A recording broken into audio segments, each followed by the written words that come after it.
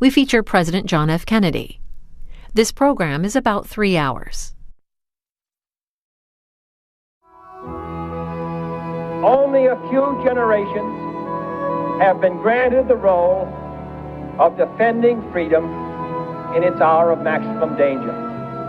I do not shrink from this responsibility. I welcome it. He called himself an idealist without illusions. John Fitzgerald Kennedy was a Massachusetts Democrat, born into wealth, but as a Kennedy raised to public service and to duty. His upbringing had also instilled in him a drive to succeed, a will to win that would shape his experience with illness, war, and politics over the course of his life. He was Irish Catholic, born the second son of Joseph and Rose Kennedy, and the grandson of 2 Boston politicians. His father was a millionaire by age 35, and the 9 Kennedy children grew up comfortably, summering in Cape Cod and vacationing during the winter in Florida. They also grew up competitive, and as a boy, Kennedy's biggest rival was his older brother Joe. His childhood, though, was mostly marked by illness, and Kennedy, who would always be in poor health, spent weeks at a time recuperating in bed. He entered Harvard in 1936, and his junior year served as secretary to his father, who'd been named U.S. ambassador to Great Britain. A year later, Kennedy published his senior thesis on England's response to World War II. Titled Why England Slept, it became a bestseller. The war took the life of his brother Joe in 1944, but cast Kennedy as a hero. He joined the Navy in 1941 and was stationed in the South Pacific when a Japanese destroyer collided with his patrol torpedo boat. Kennedy won a Purple Heart for saving the life of a crew member and for his role in securing rescue. 3 years later, in 1946, he entered politics, running for a seat in the U.S. House. His father's financial support, combined with the legwork of his siblings, helped his victory, and Kennedy went on to be re-elected twice before winning a U.S. Senate seat in 1952. The year he entered the Senate, Kennedy married Jacqueline Bouvier, a Washington socialite he'd met at a dinner party. Like Kennedy, she too had been raised amid East Coast wealth and privilege, and their wedding was the social event of the season. They would have 3 children, Caroline, John, and Patrick, who died as an infant. After his marriage, Kennedy's career continued its rapid ascent. He was nearly a vice presidential candidate in 1956, and 4 years later won his party's nomination for president, going on to defeat Republican challenger Richard Nixon by the slightest of margins. The nation took notice of the Kennedys' youth and glamour. At 43, Kennedy was the youngest president ever elected, and many Americans found his high spirits contagious. They also liked his sense of humor, and he became known for his off-the-cuff remarks. He called Washington, D.C. a city of southern efficiency and northern charm, and once noted that his biggest surprise upon entering office was to discover, quote, that things were just as bad as we'd been saying they were.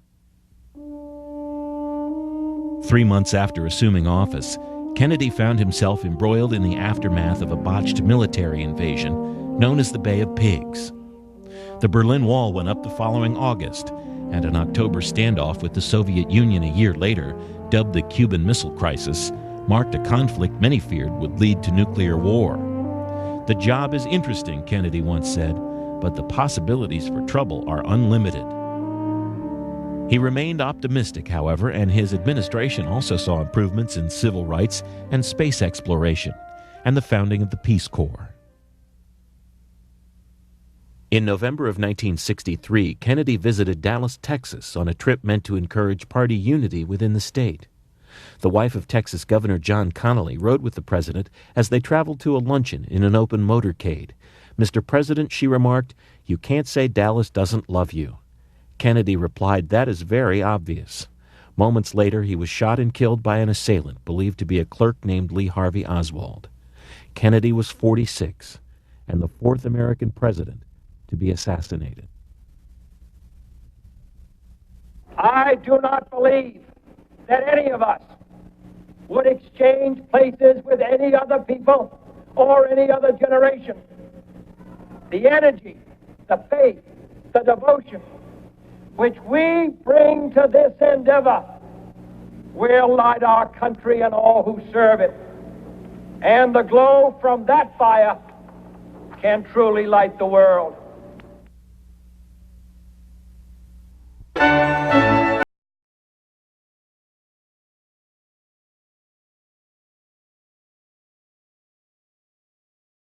Good evening. Tonight in week 35 of C-SPAN's American President Series, we look at the life and presidency of John Fitzgerald Kennedy.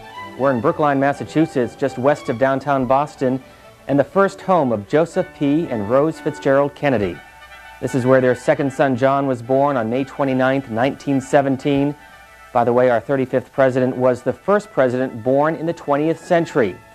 Upstairs on the second floor, a number of mementos and pictures, including this of 6-month-old John F. Kennedy. 4 of the Kennedy children spent part of their childhood, 4 of the 9 Kennedy children. Later, the family moved just a couple of blocks away, but we're at 83 Beale Street, which for the last 30 years has been operated by the National Park Service. And on the first floor, in the family living room, is historian Robert Dallek, who will be joining us for the first 2 hours of this program. Thanks for being with us tonight. My pleasure, Steve. 36 years to the month since John Kennedy died. Yes. How do you look at him as a man? Well, Kennedy has a hold, an extraordinary hold, on the public imagination in this country. You know, during his presidency, we look back now, and the polling data shows that he was the most popular of our post-Roosevelt presidents. His average approval rating was 70%. The closest to him was Eisenhower with 65%. He never fell below a 56% approval rating.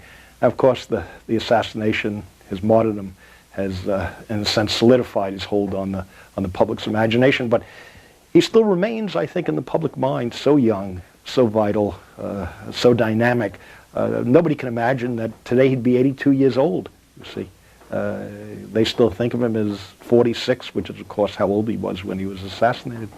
Youngest elected president, Teddy Yes. Roosevelt being the youngest president, Yep. succeeding on the death of his predecessor. Yep. A couple of miles away is the presidential library that the Kennedy Foundation operates. But as you walk around this house here west of downtown Boston, what do you learn about John Kennedy? Well, you learn that this is a middle-class house. This is not a house of a very wealthy family. But of course, when the first 4 children were born, Joe Kennedy had not made it all that big yet.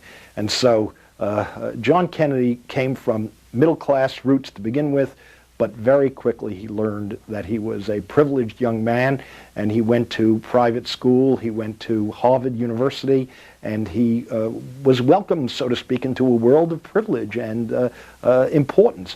He wore the mantle well.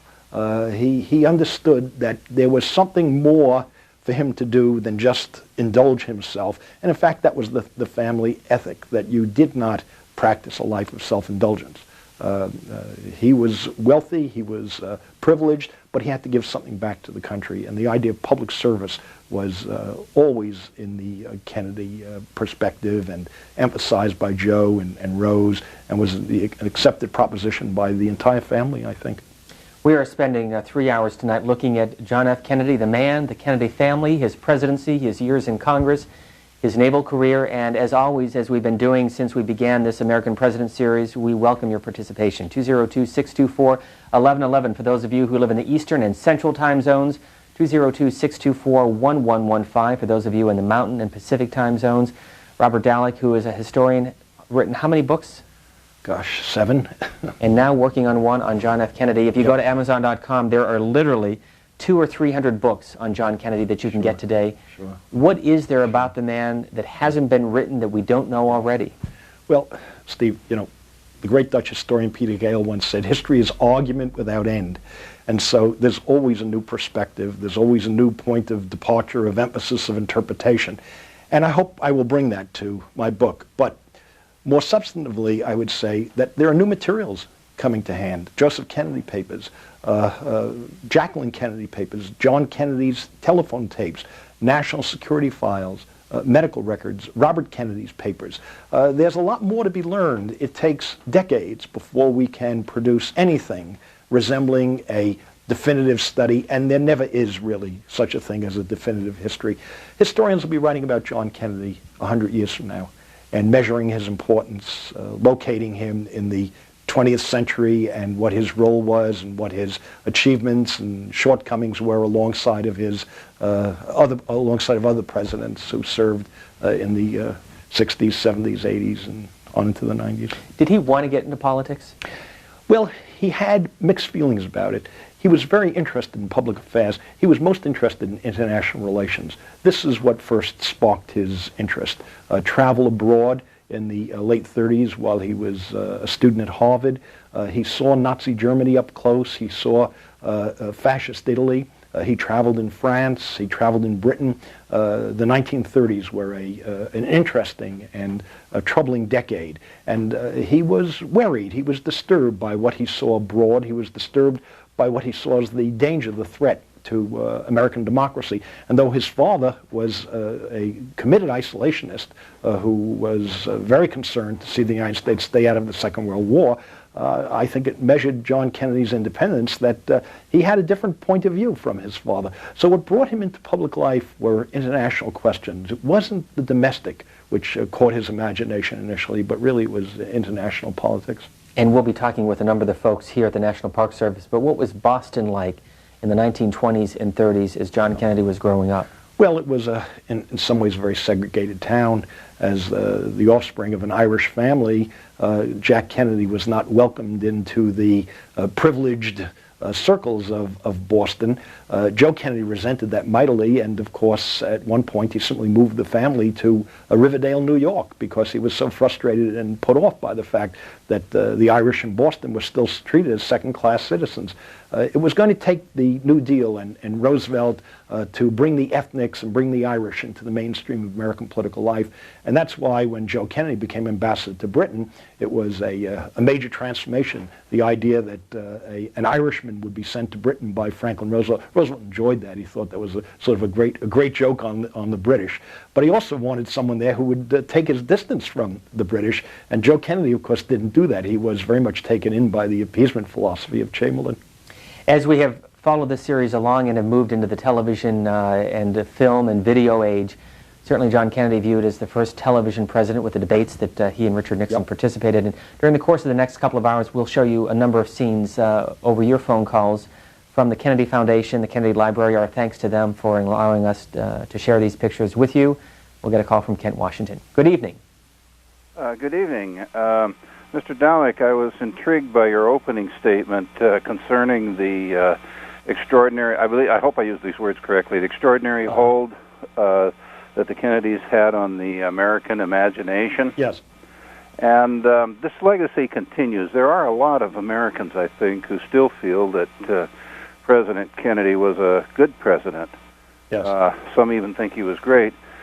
However, we do have the nuclear brinkmanship issue and the fact that he almost brought us into World War III, and that it was a little bit of cooler thinking on the other side, namely with Nikita Khrushchev, that backed out of the Cuban Missile Crisis and kept it from being a Holocaust.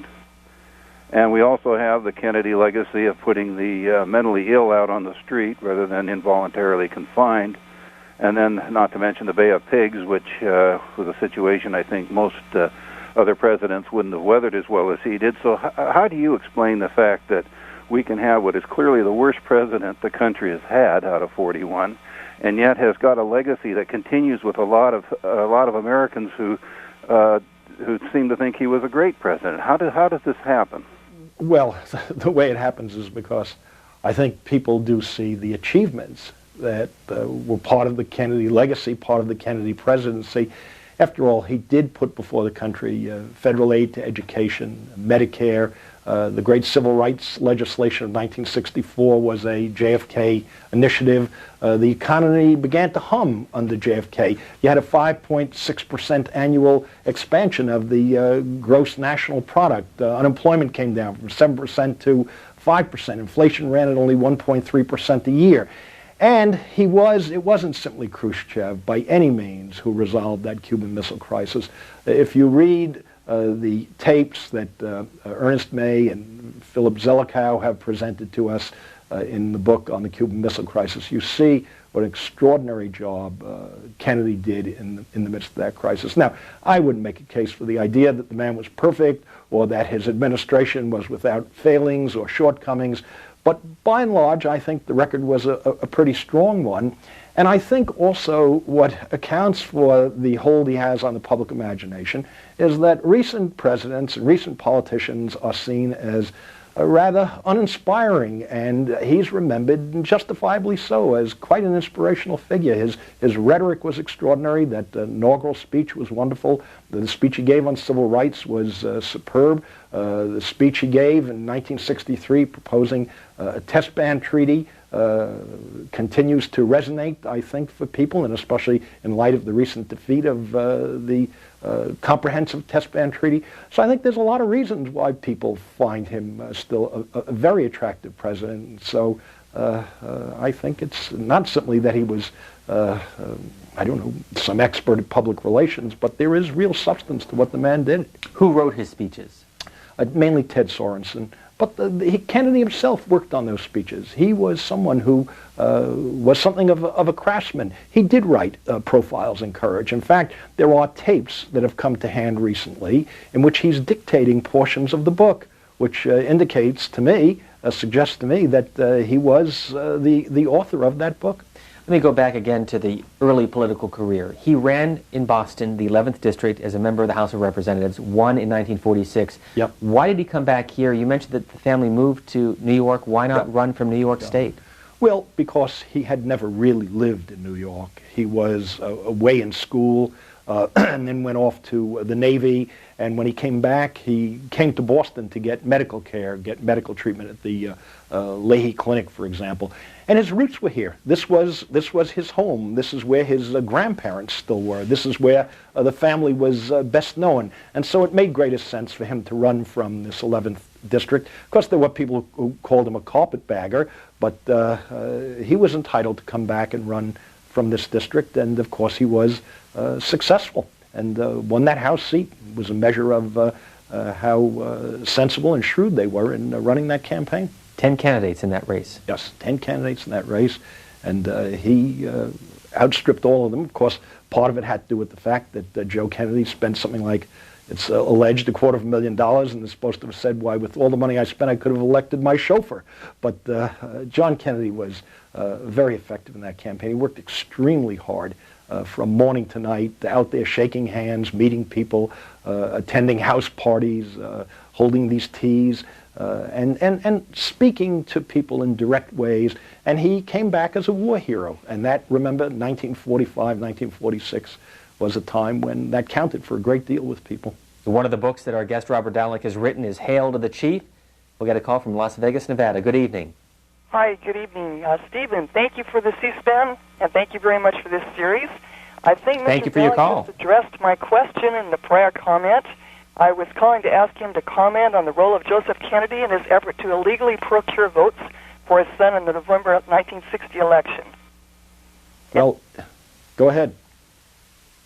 Illegally procure votes. Well, I don't know what Joe Kennedy did to illegally procure votes. What specifically are you referring to? I've heard this from several sources.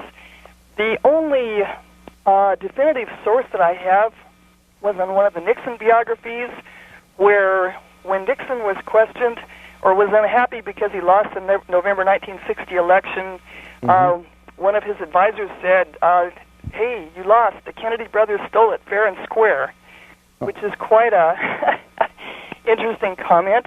Well, it's an unproven allegation.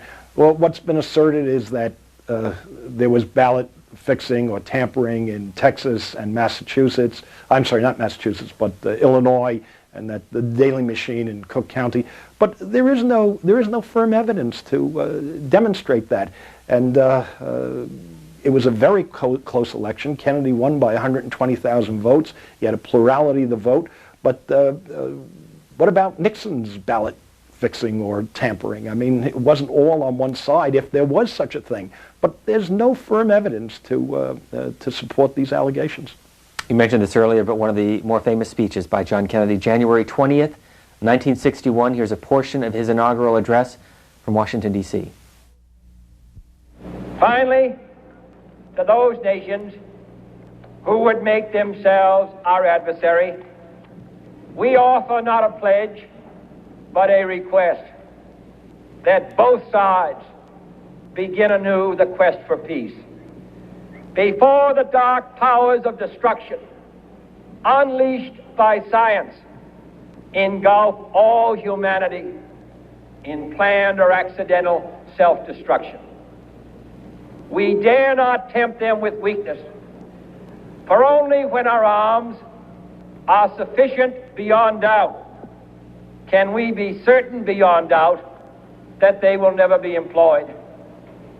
But neither can two great and powerful groups of nations take comfort from our present course, both sides overburdened by the cost of modern weapons, both rightly alarmed by the steady spread of the deadly atom, yet both racing to alter that uncertain balance of terror that stays the hand of mankind's final war. So let us begin anew, remembering on both sides that civility is not a sign of weakness, and sincerity is always subject to proof. Let us never negotiate out of fear, but let us never fear to negotiate.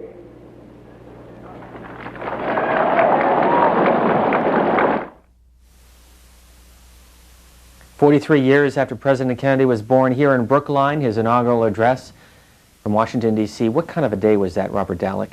Bitter cold, freezing. January 20th, it was snowing the night before.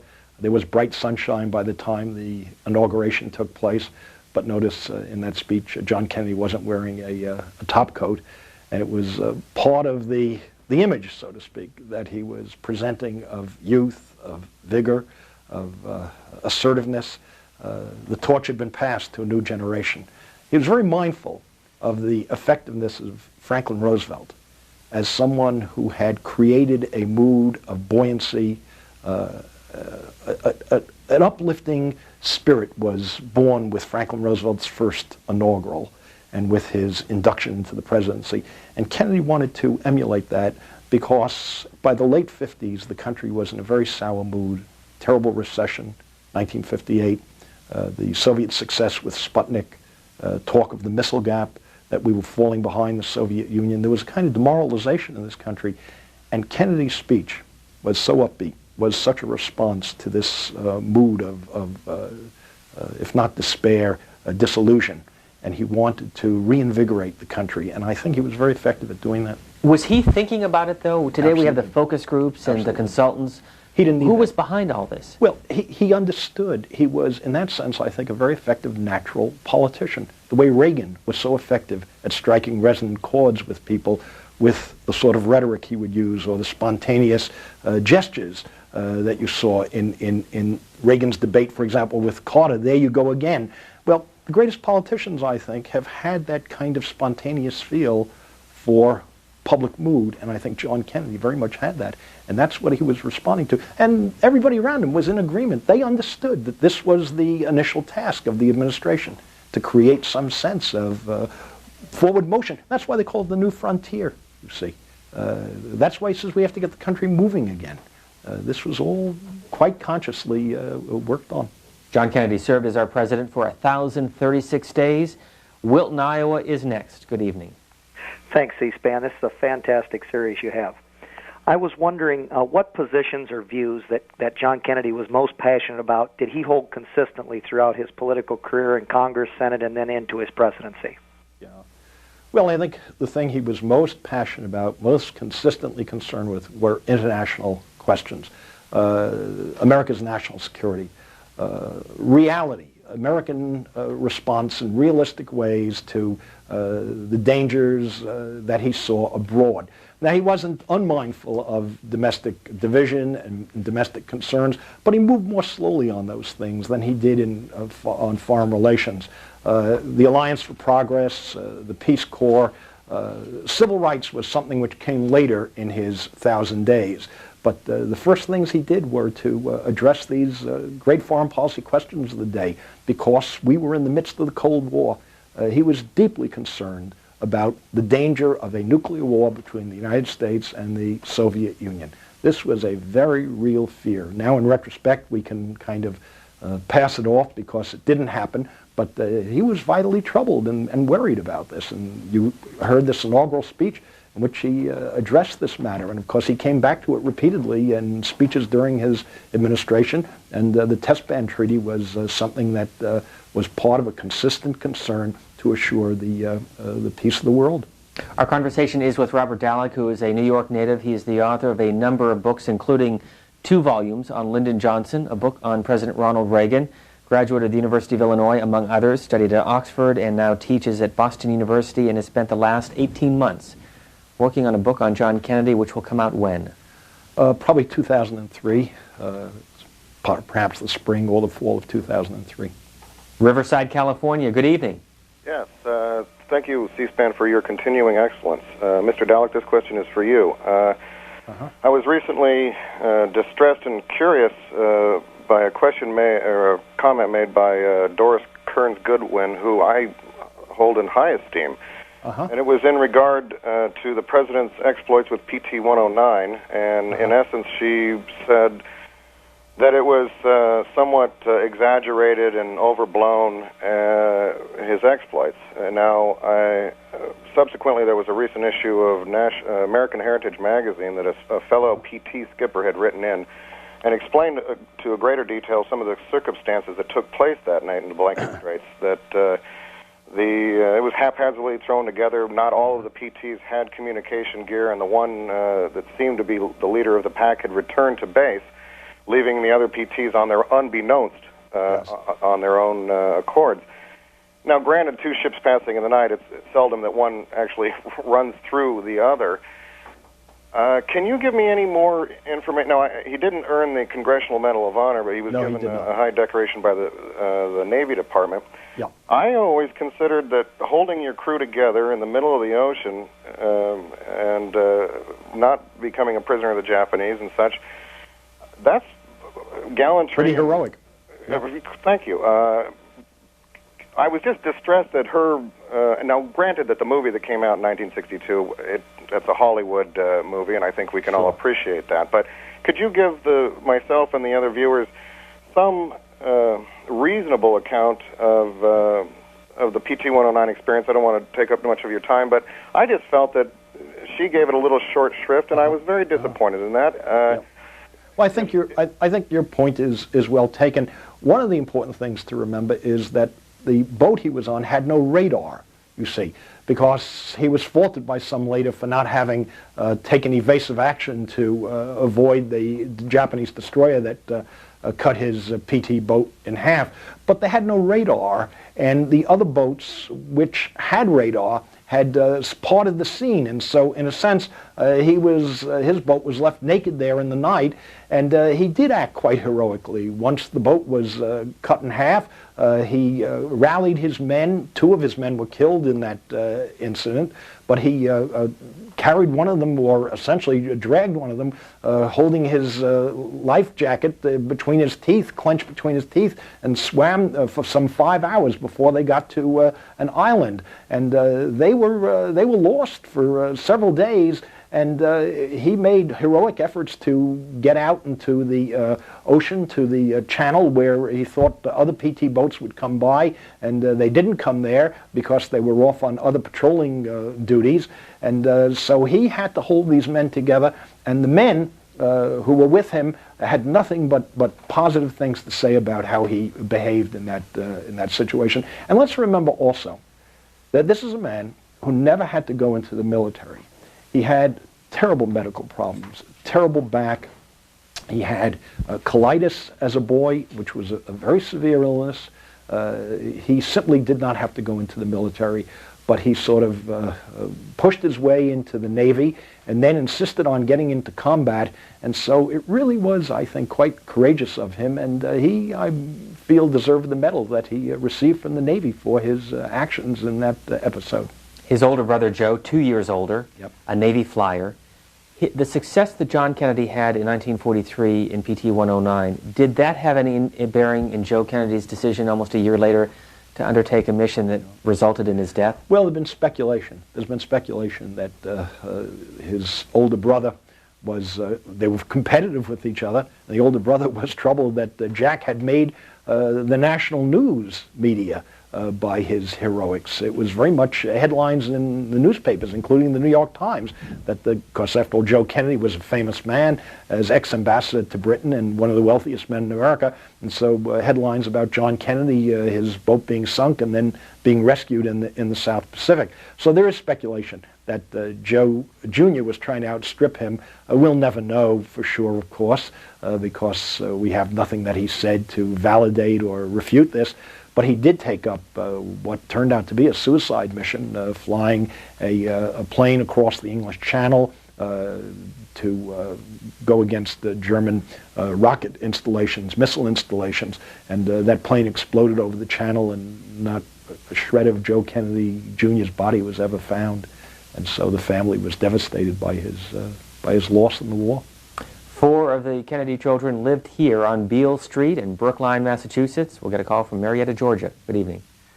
Mr. Dallek, good evening to you. I would love to spend hours talking to you sometime. I know it's not possible, about President Kennedy, President Johnson, President Roosevelt. I've enjoyed so many of your interviews over the years. Thank you. I wanted to ask you this. What do you consider to be President Kennedy's greatest speech? And perhaps you could tell us what you consider your own most favorite of his comments. He was such an eminently quotable man. Yes. I wanted to give you mine, if I might. He delivered a speech on civil rights, which we all remember, but there is a phrase in that speech which not very many people remember. It was on rule of law.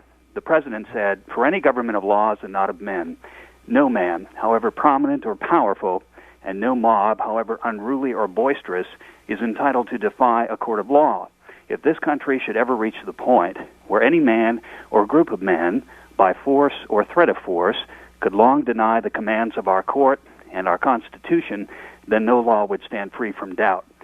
I feel that statement was one that we all should have remembered during the impeachment process recently with Mr. Clinton, but I also believe it's a statement that President Kennedy gave which should be repeated in classrooms throughout the country for generations to come. I think it's one of his greatest heritages. I think he spoke very eloquently on that subject, and I'd like to hear when your did thoughts. he give that speech?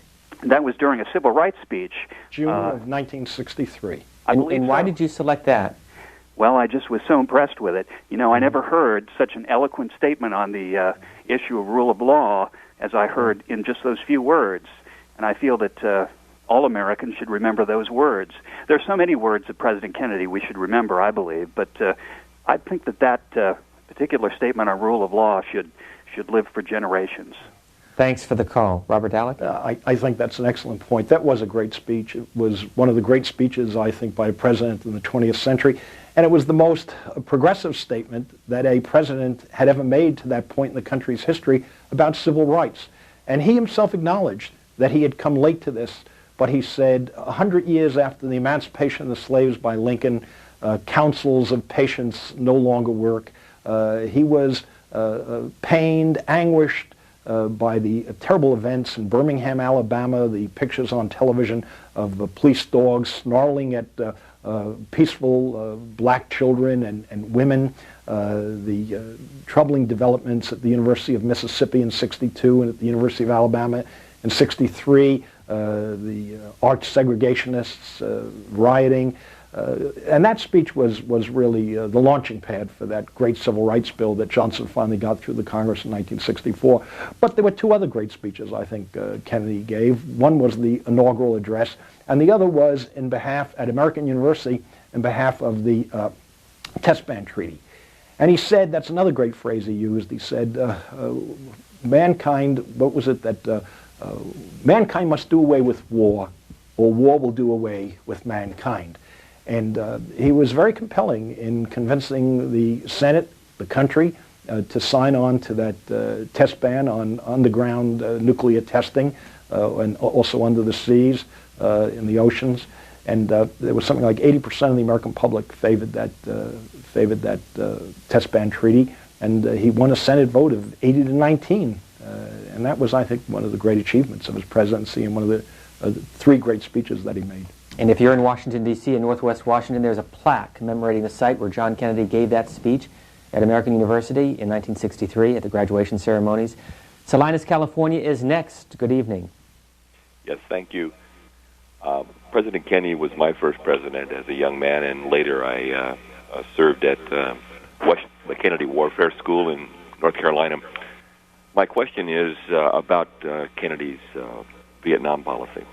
I've heard it said that had he lived, he would have taken us out of Southeast Asia, perhaps partially having met with General MacArthur. Could I have your comment on that, sir? Sure. Well, that is a controversy, of course, that'll never be settled. There are those who argue that Kennedy would have escalated the war, if not exactly in the same way Lyndon Johnson did, beginning in 1964, but he would have escalated, and that he would have gotten us as deep into the Big Wadi as LBJ did. My guess is that there might have been some kind of escalation, but that Kennedy had a kind of track record in foreign policy in a second term, which would have given him the wherewithal to get out of Vietnam when the getting was good. He was too much the realist, too much the pragmatist, I think, to have been drawn as deeply into the problem of Vietnam as Lyndon Johnson was. Johnson did not have the kind of credentials in foreign policy that Kennedy had, because Kennedy had the test ban treaty, had the success in the Cuban Missile Crisis. And so I think by 1965, 66, seeing that the war was not a winning cause, that it was going to take maybe 500,000 or 1 million men for the United States to sustain South Vietnam, I think Kennedy would have withdrawn from that conflict, and we would not have had the kind of riots in the street and the kind of terrible division in this country which was produced by that conflict. What I remember, only amusing note I can remember about Vietnam is that in 1968 a French travel agent advertised, "See America while it lasts," the idea being that the country was in such disarray, such division over that conflict that it was falling apart. I think Kennedy would have avoided that in his second presidential term. One of the reasons why we're here in Brookline is to really learn more about the years that John Kennedy lived here and what life was like in Boston during the early years of Joseph P. and Rose Fitzgerald Kennedy as they started their family. Jean Dumas is with the National Park Service, and she is across the hall in the dining room. Thanks for being with us, and thank you to the National Park Service for opening up this home, the C-SPAN camera, so that we can share this with the rest of the country. Oh, you're more than welcome. We're happy to have you here. Tell us about Joseph Kennedy in 1915, 1916, when he and Rose first moved into this house. What was he doing at the time? In 1915, 1916, when they first moved into this house, Joe Kennedy is a young banker. And lest you be too impressed by that, it's a really small Irish bank in East Boston, but it's a lot of prestige in the Irish community. And with that office as bank president, he finally convinces Rose's father that, yes, he is a suitable husband to his daughter, and they're able to marry. Who was Rose Fitzgerald? Rose Fitzgerald was the daughter of John Fitzgerald, known as Honey Fitz, who was the first son of immigrants ever to be mayor of the city of Boston. She was the belle of Boston, Irish Boston. 4 Kennedy children lived here: Joseph, John, Rosemary, and Kathleen. Is that correct? That's right. What was life like here in this house during those years that they spent here, 6 years in all? Those years are years of growth, and what you have here is Rose Kennedy's recreation of John Kennedy's birthplace, and she told us what went on in this house. And so what you have here basically is the foundations of the Kennedy family as we know it. Why did they move in 1921? The house was too small, and besides, Joe Kennedy is making more money. When he moved in here as a young groom at the age of 26, his ambition is to be a millionaire by the time he's 35. He gave himself 9 whole years, and he was. A lot has been written on the relationship between Joe and Rose Kennedy. What was it like? Joe and Rose, of course, come from the same background. They've courted for years, and they have the same expectations of family. Above all, this is a story of family. A man who can say that the measure of a man's success in life is not the money he's made, it's the children he's raised. And for Rose, she will be the moral compass of the family, and she's the one who put the rules in place here to raise these children. Robert Dallek, I know you spent some time in this home. Just give our viewers a sense of what it's like as you walk through these rooms. Well, first of all, the rooms are very small. And to think that a family of 6 people were living here, and they also had servants, one gets the feeling it must have been awfully cramped.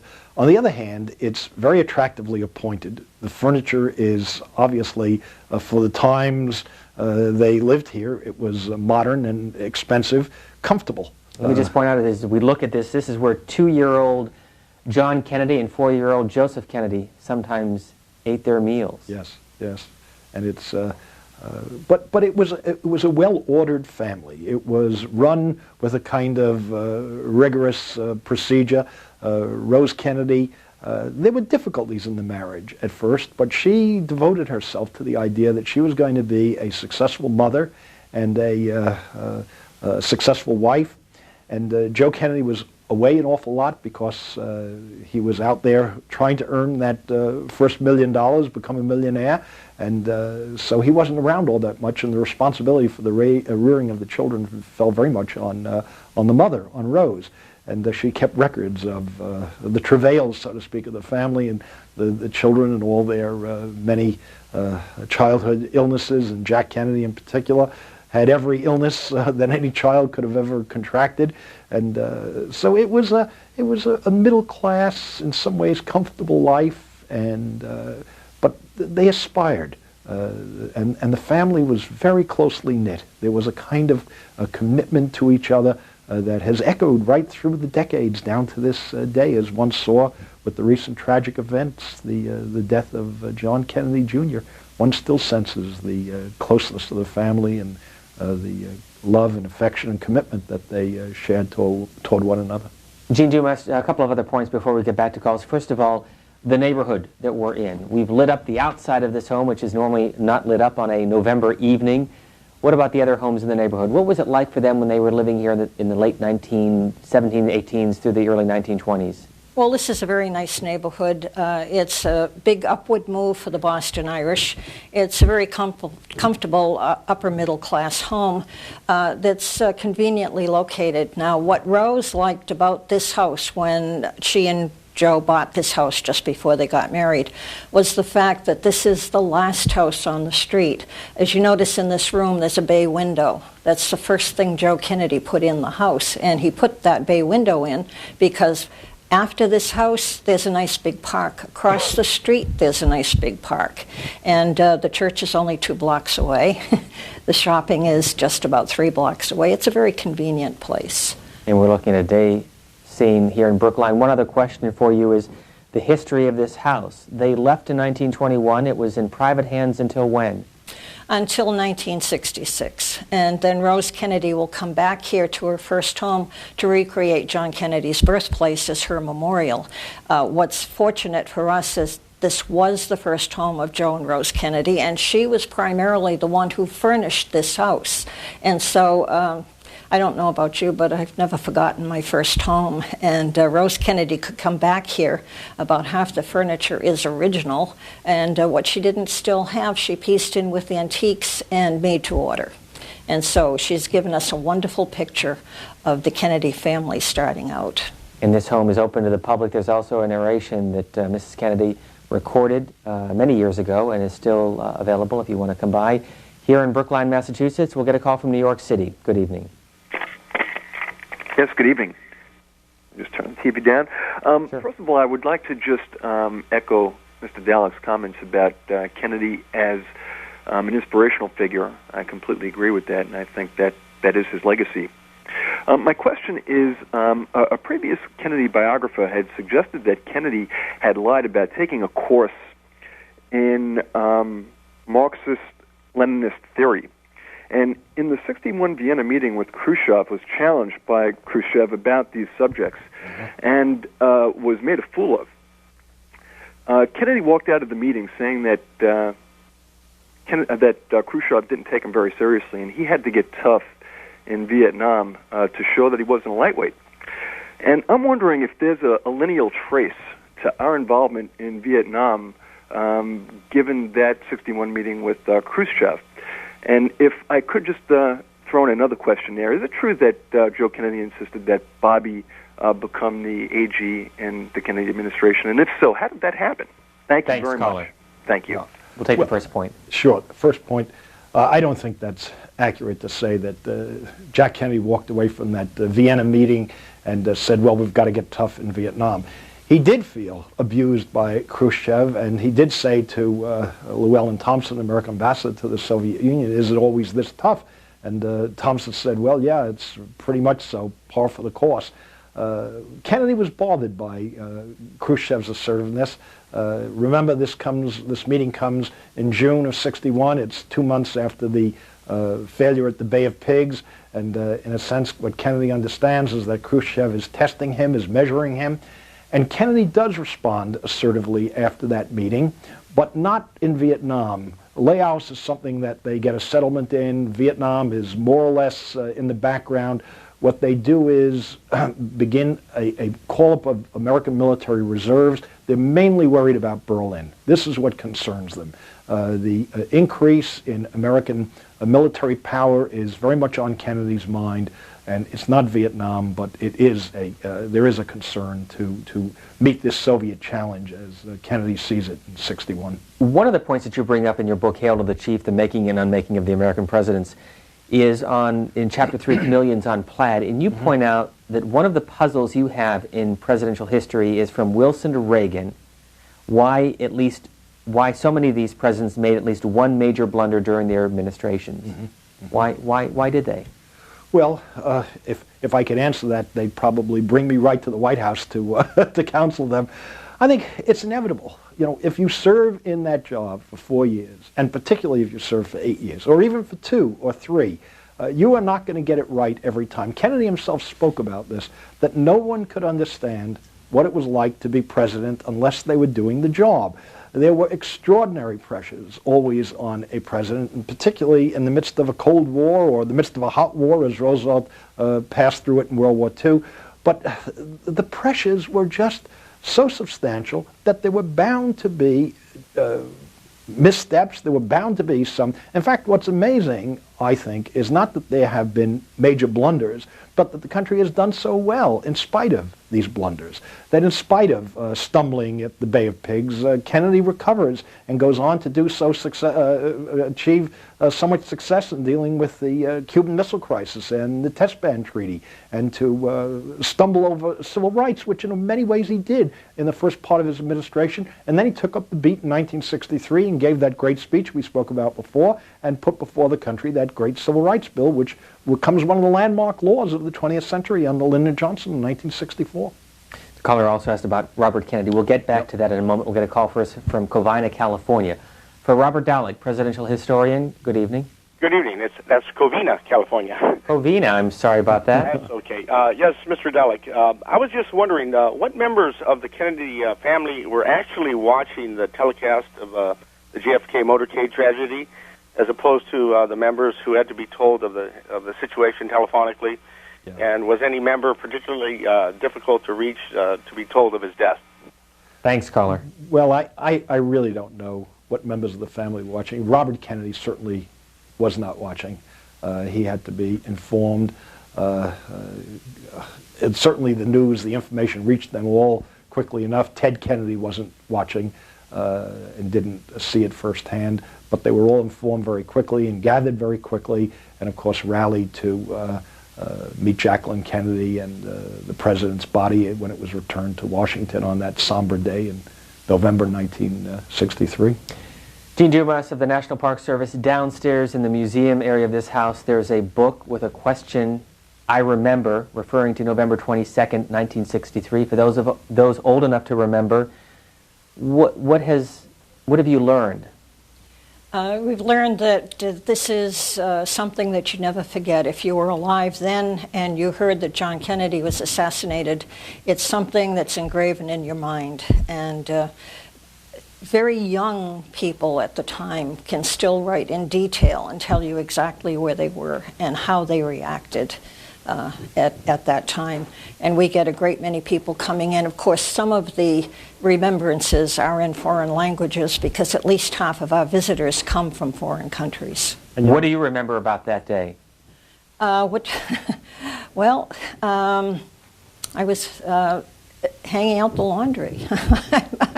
I was taking care of my children's laundry, and a friend of mine just came around the corner crying, and I couldn't understand why she was crying because I hadn't been listening to the radio. And when she told me that the president had been shot and killed, I just couldn't believe it. It was something that you really couldn't grasp right away. It's too traumatic. It shakes your whole world. Robert Dallek, as you look at these pictures, November 22nd, 1963, in Dallas, what do you remember? Well, I remember where I was, certainly. I had finished teaching a class at Columbia University. I was an instructor in the history department. Came out on Broadway, walking back to the apartment I had on 110th Street, and I saw a bunch of people gathered around an automobile listening to the radio, and there was a kind of electricity in the air. I stopped. I asked them, what's going on? What's wrong? I just had the sense something terrible had occurred. And they said, the president's been shot. And got back to my apartment, turned the television on, and he was already dead. What I was going to say in response to Gene is that, it's not just people of my generation, Gene's generation, that remembers what happened on that day, but young people.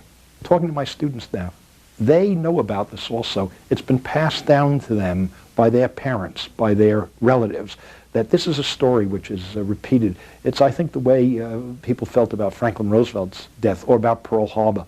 These are public events that are seared into everyone's memory, and they pass it along.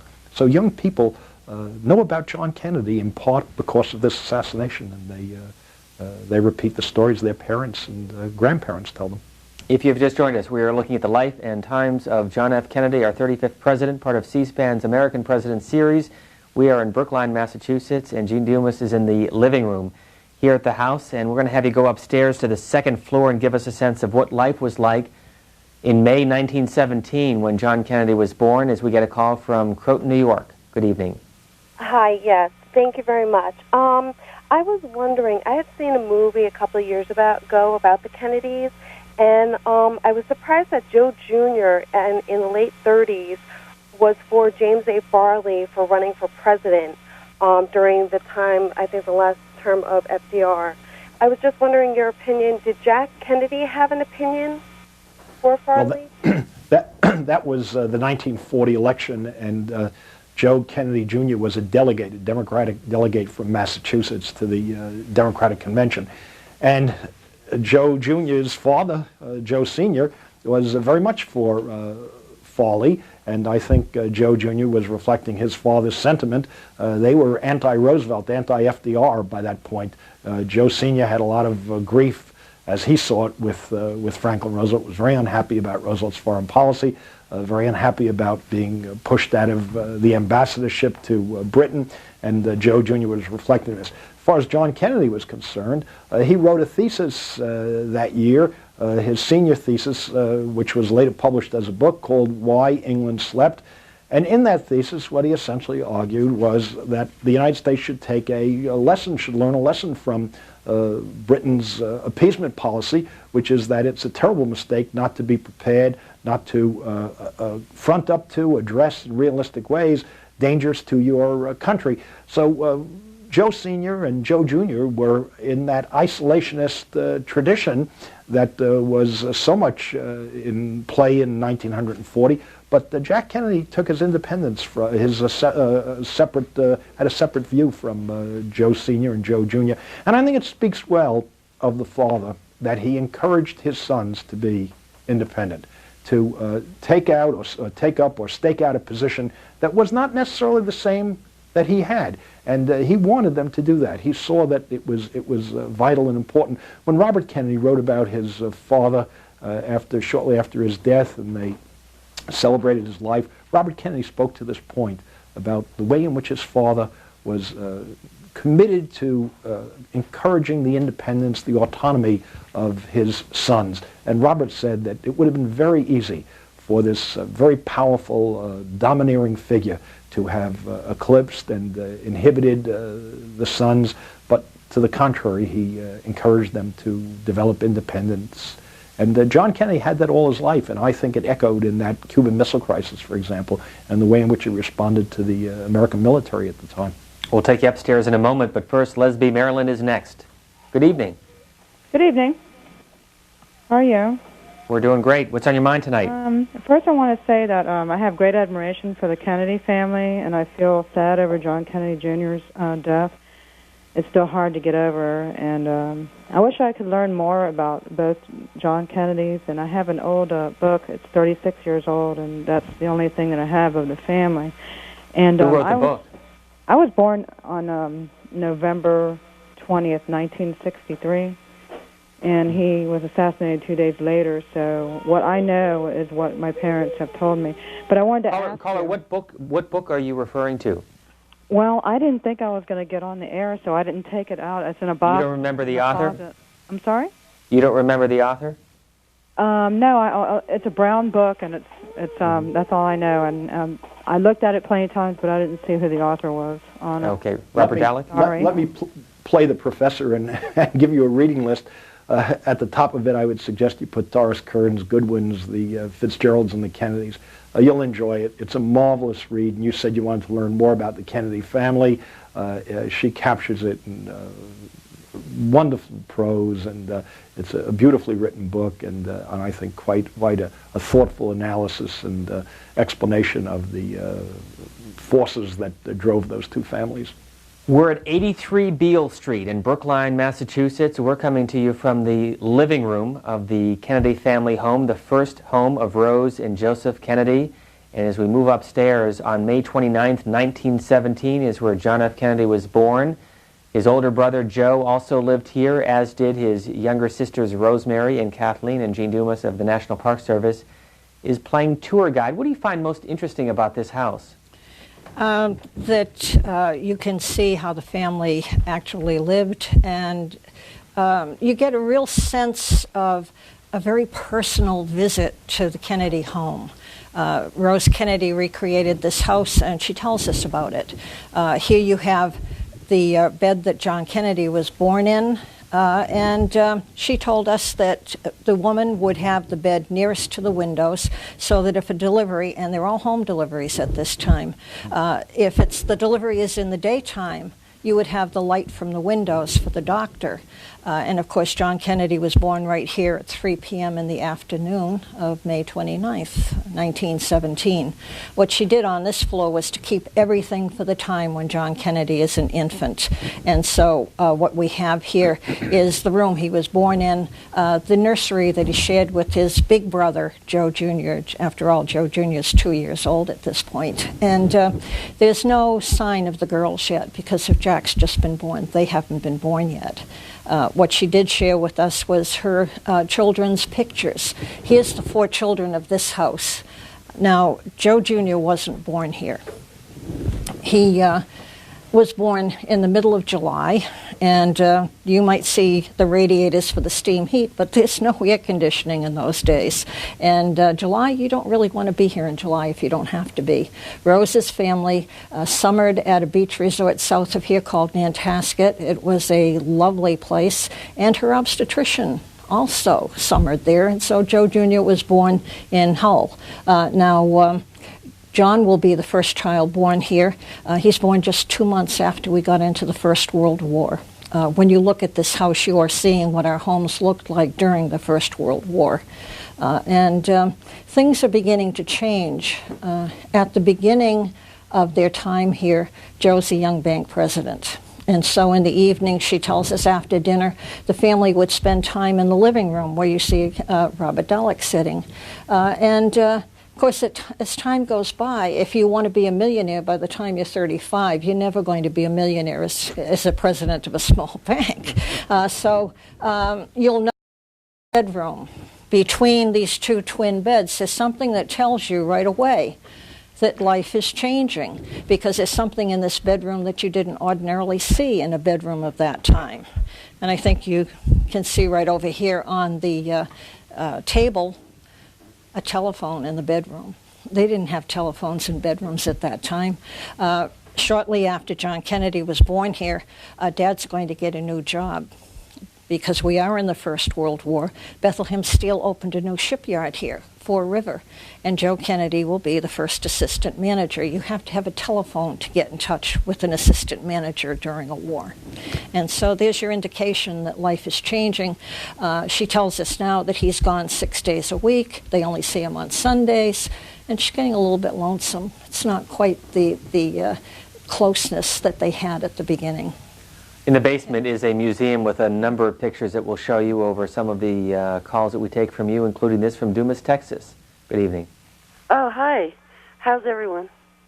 I have a couple of really interesting books here, and I was reading Kennedy and Nixon by Christopher Matthews, and it was talking about how in 1947 the freshman Congressman Kennedy and Nixon kind of had their offices near each other in the same hall. And I thought that was interesting. Actually, weren't they right across from each other, Robert Dallek? They were indeed. They were indeed. And they knew each other, and kind of course, different parties, and came to oppose each other in the 1960 election. And John Kennedy had grave doubts about Richard Nixon, and really was very satisfied by his own election in 1960. And not simply because he was competitive and felt he'd make the better president, but he did not have high regard for Richard Nixon. A number of presidents born in small towns. John Kennedy, born in a large metropolitan area, Boston. Yeah. Did that change his outlook on life? Well, I think it gave him a certain cosmopolitanism, but even more importantly, it was the family he came from. It was the fact that he was such a privileged child and got to travel the world so early on, went to private school and went to Harvard University, was part of a storied life, one might say. And so he had a cosmopolitan approach to things that many other presidents didn't. Lyndon Johnson grew up in this city of some 300 people called Johnson City, 55 miles west of Austin, Texas. It was a profound contrast with his vice president, LBJ. And next week we look at the Johnson presidency from the LBJ Ranch in Texas.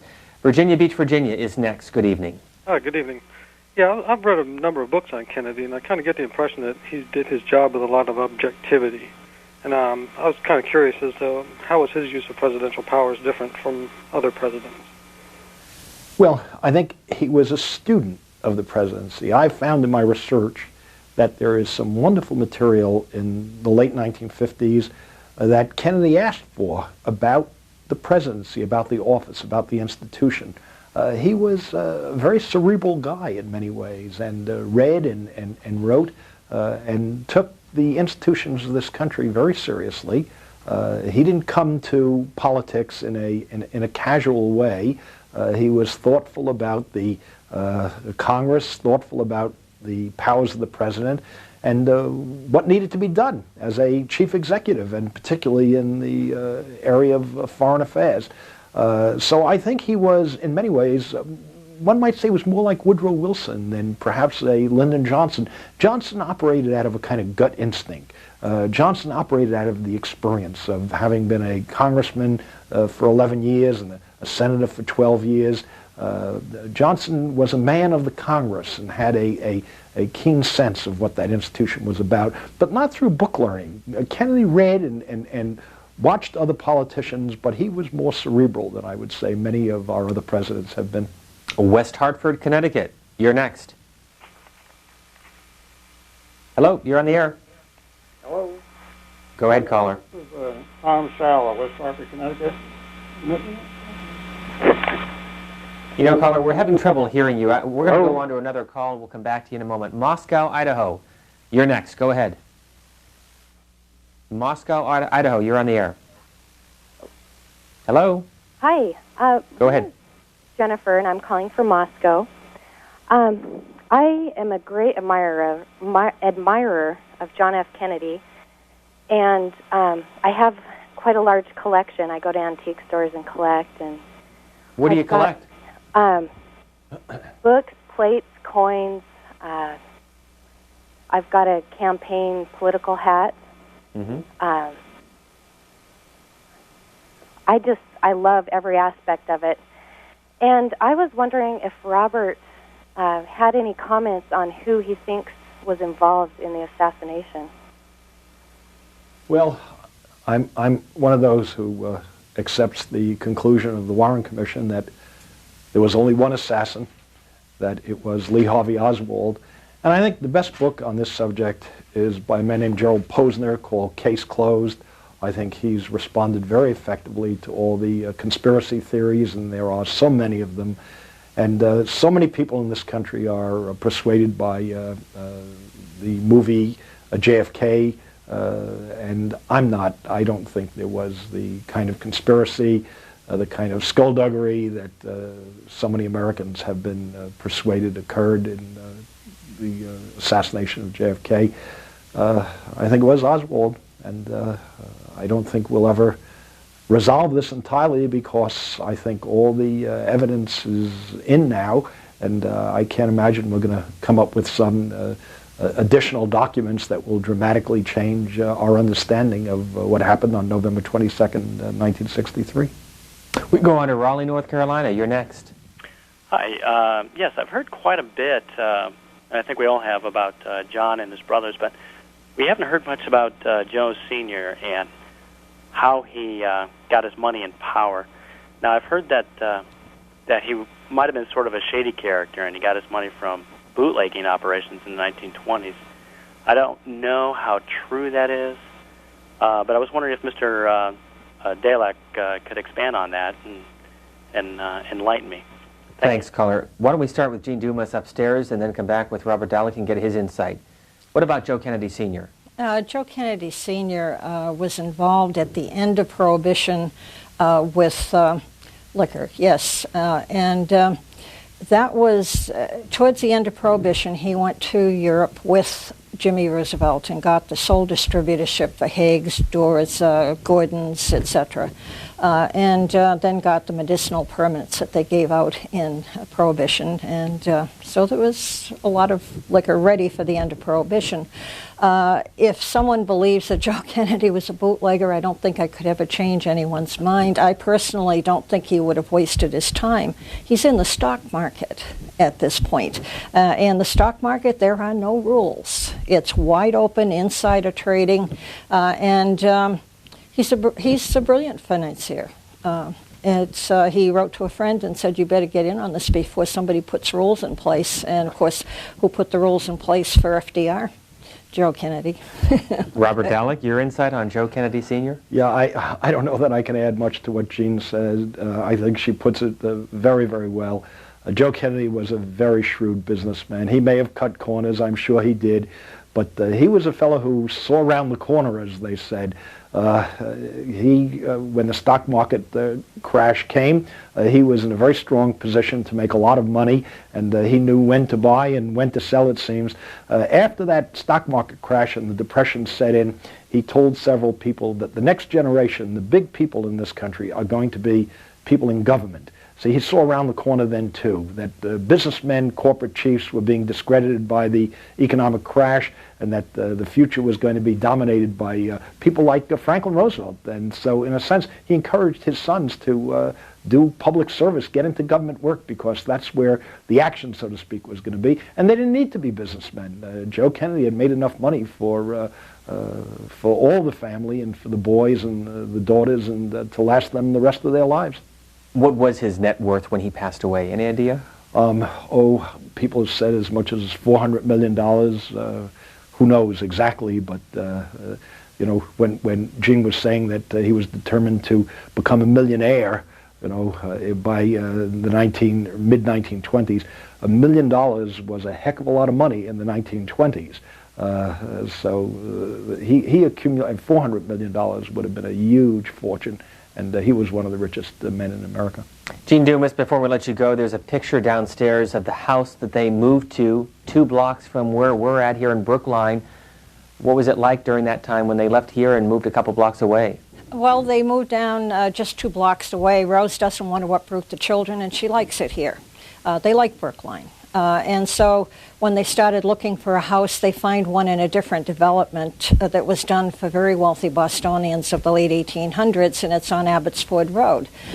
They do need a larger house. She's expecting the 5th child. Also, you can see the progression of the family here. Joe Kennedy comes into this house. He's riding the Beacon Street trolley line to work. As soon as he could afford it, he gets his Model T. And they went to Abbotsford Road in a Rolls Royce, complete with chauffeur. So that's... Jean Dumas, you've been very gracious with your time, and we thank you very much. Okay, you're more than welcome.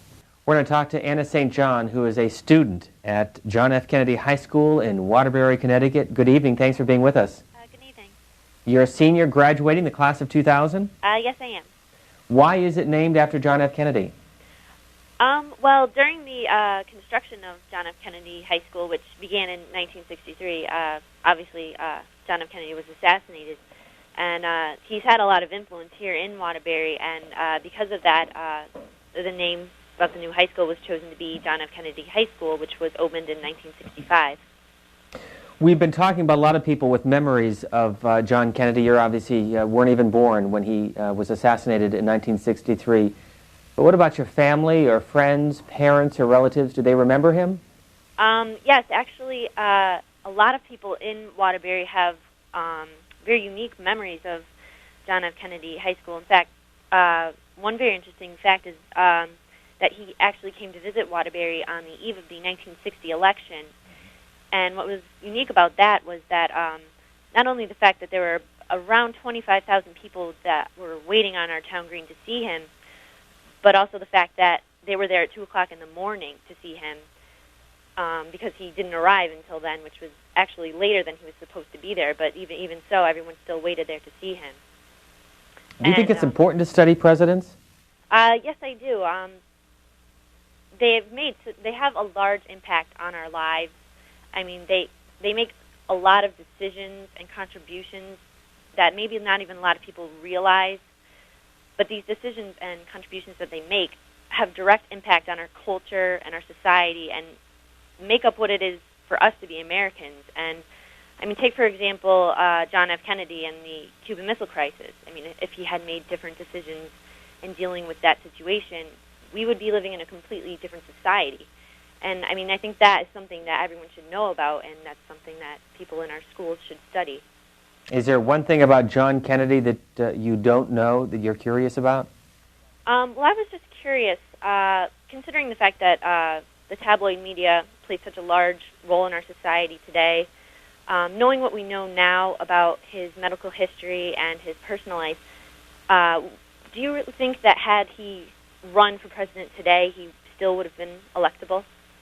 Robert Dallek? That's an excellent question. I think there has been a kind of anachronistic approach to dealing with John Kennedy in many of the recent books, bringing to the 1960s the journalistic mores of our time. In the 60s, it was not only inappropriate, it was simply not a given that journalists were going to talk about the personal lives of presidents, of leading public figures in the way journalists feel comfortable doing it now. So I think this is a poignant question. If John Kennedy were running for president when Bill Clinton first ran in 1992, there would have been, I think, an aggressive media that would have probably been bringing to the forefront lots of the allegations about his sexual transgressions, about his extramarital relations, issues about his health, that might have made it very difficult for him to have won the presidency. On the other hand, if we assume that he still had the same personality, the same dynamism, the same romance, one might say, that he was able to bring to his public persona, as Bill Clinton did, who's to say that he wouldn't have won the office? Anna St. John is senior in Waterbury, Connecticut. Connecticut, by the way, one of the states that John Kennedy won in 1960 with the 311 electoral votes. Thanks for joining us. Thank you very much. He's a senior at John F. Kennedy High School. By the way, you can get more information on our American President series, and also if you're a teacher and want information, you can also go to our website at cspan.org/classroom. The phone number is 626-4858-202 is the area code, and there is a lesson plan, a lot of information for those of you who are teachers and want to follow along or use this series in the classroom. Also our website, which is www.americanpresidents.org, or if you go to the C-SPAN site, you can click onto American Presidents. And we have also hyperlinked the JFK Library website. We again want to thank the Kennedy Library for allowing us to go through their archives and show you a number of the pictures that we've been providing to you. The library is open just about every day of the year except Thanksgiving, Christmas, and New Year's. And it was recently redone with a whole new series of exhibits. You've been through it? Oh, yes. It's a marvelous facility, and it's not just the facility, it's the people who run the facility. Presidential libraries are a marvelous institution now. I'm an interested party. I've worked in the Roosevelt Library, the Truman Library, obviously the Kennedy, the Johnson, the Eisenhower Library, and the archivists there are so committed to opening the materials, making available to scholars, to historians, to biographers, the historical record, so that the country can learn as much as it possibly can about its past presidents and about its past political, economic, social history. And this is the lifeblood of a democracy. And the archivists serve the national well-being, I think, and the Kennedy Library is just superb in that regard. I have nothing but praise and warm, positive feelings for them. If you arrive from Boston's Logan Airport, it's about a 20-minute drive to the Kennedy Library. Of course, you have to take traffic into account here. It's often quite bad in Boston. Los Angeles is next. Good evening. Good evening. Yes, I wondered if you could comment. Oh, first I wanted to thank you on your series. It's been just terrific, and I was in anticipation for this particular president. I wonder if you could comment. Someone mentioned the student just before I did concerning the president's illnesses. We know about his back, Addison's disease, and the like, but the books I've read, I couldn't believe how they categorized what this man had went through with different kinds of like malaria, and he almost died, I guess, 5 or 6 times, given last rites many, many times. Can you comment on that and give a little bit more detail? Another thing, too, is I understand that he went to Princeton first. Because of illness that he left Princeton and went to Harvard. I don't know the details of that. And I thank you. Thank you. Well, what I mentioned before is Kennedy had every childhood illness conceivable, but the worst illness he had as a boy, as a young man, was ulcerative colitis, and he was sent to the Mayo Clinic by his father and parents in 1934 because he was suffering terribly. This was a debilitating disease that could have taken his life. But he was able to rally, so to speak, and for the number of years after that, he suffered from spastic colitis. But then also, by the 1940s, he had a stomach ulcer. He had terrible back problems. And then, of course, he had what they call secondary Addison's disease, which was very much brought under control by the discovery that you could inject somebody with cortisone and combat the debilitating effects of the Addison's. And so by the time he ran for president, there's no question that his back was still a very severe problem for him.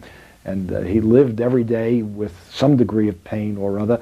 He often would take baths, 3, 4, 5 hot showers a day because the water would relieve the tension, the strain on his back. But the Addison's was very much under control as a consequence of the cortisone. Now about Princeton, yes, he did go to Princeton, went off after he graduated from his private high school. He went off to London for a bit to go to the London School of Economics, as his brother Joe had done before him. But he became ill there and came back to the United States. He temporarily recovered and entered Princeton. He didn't want to go to Harvard. His older brother was there. His father had gone there, and he wanted, it's a measure of how he wanted to take his own independent view of things, and his autonomy was important to him. But he fell ill again while at Princeton and had to withdraw and essentially lost that school year. He went off to Arizona to recover his health, and then following fall he entered Harvard and spent 4 years studying at Harvard and earning a bachelor's degree there.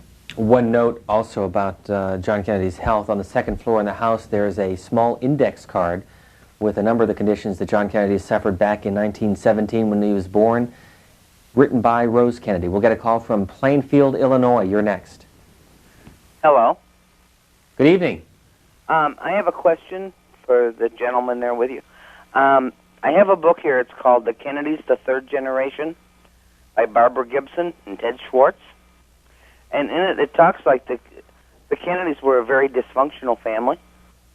They were, none of the kids didn't have any special place in the house where they slept. They just slept anywhere, wherever they landed. They didn't really have assigned bedrooms. And their mother, Rose, she wasn't at the house much. They had a cottage on the property, and she stayed in the cottage most of the time. The kids were scared to death of her. She stayed in the cottage most of the time, and she did her religious thing, her rituals and all stuff like this. And we'll get a response. Okay, thanks for the call. Robert Dallek? Well, I mean, this is part of the mythology, one might say, about the Kennedys, that it was a dysfunctional family. Well, some dysfunctional family, you get, these brothers who go into the military and do extraordinary things and go into politics. Robert Kennedy, John Kennedy, Ted Kennedy. There's a new biography out about Ted Kennedy by Adam Clymer. Wonderful book. I've recently read it. And how dysfunctional a family could it have been if you had all these people in the family doing so many successful things.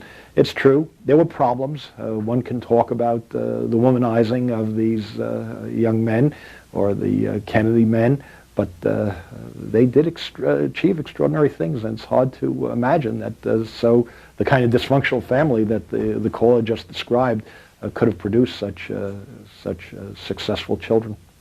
One of the more recent books is Thomas Reeves, A Question of Character, and we'll be talking with him in our next hour as we continue our look at President John F. Kennedy. This is what the book looks like. Next is San Francisco. Good evening. Oh, hello. Earlier I heard you say that Lee Harvey Oswald was the lone assassin. How does that coincide with the revised Warren Report? Well, what do you mean the revised Warren Report? Like eventually they said probably it wasn't just, one person. Well, I stand by what I said. I think Joel Posner's book, Case Closed, read that book. I think it's a very convincing statement of the idea that the only killer was Lee Harvey Oswald, that all these conspiracy theories fall by the wayside. Lyndon Johnson also believed that there was some kind of conspiracy to kill Kennedy. At first he thought it came out of Vietnam because the president of Vietnam, Diem, had been assassinated in a coup a couple of months before Kennedy was killed. And then Johnson thought that it was Castro-Cubans who had plotted JFK's death. But there's never been conclusive evidence, and I've read a lot of this literature, and I've never seen anything that leads me to conclude that you can point to a conspiracy.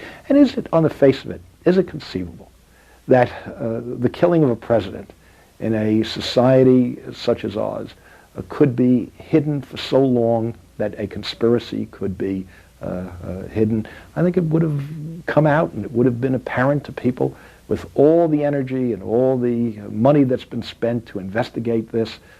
Again, I just find no conclusive evidence, and I think Posner's book is right on the mark.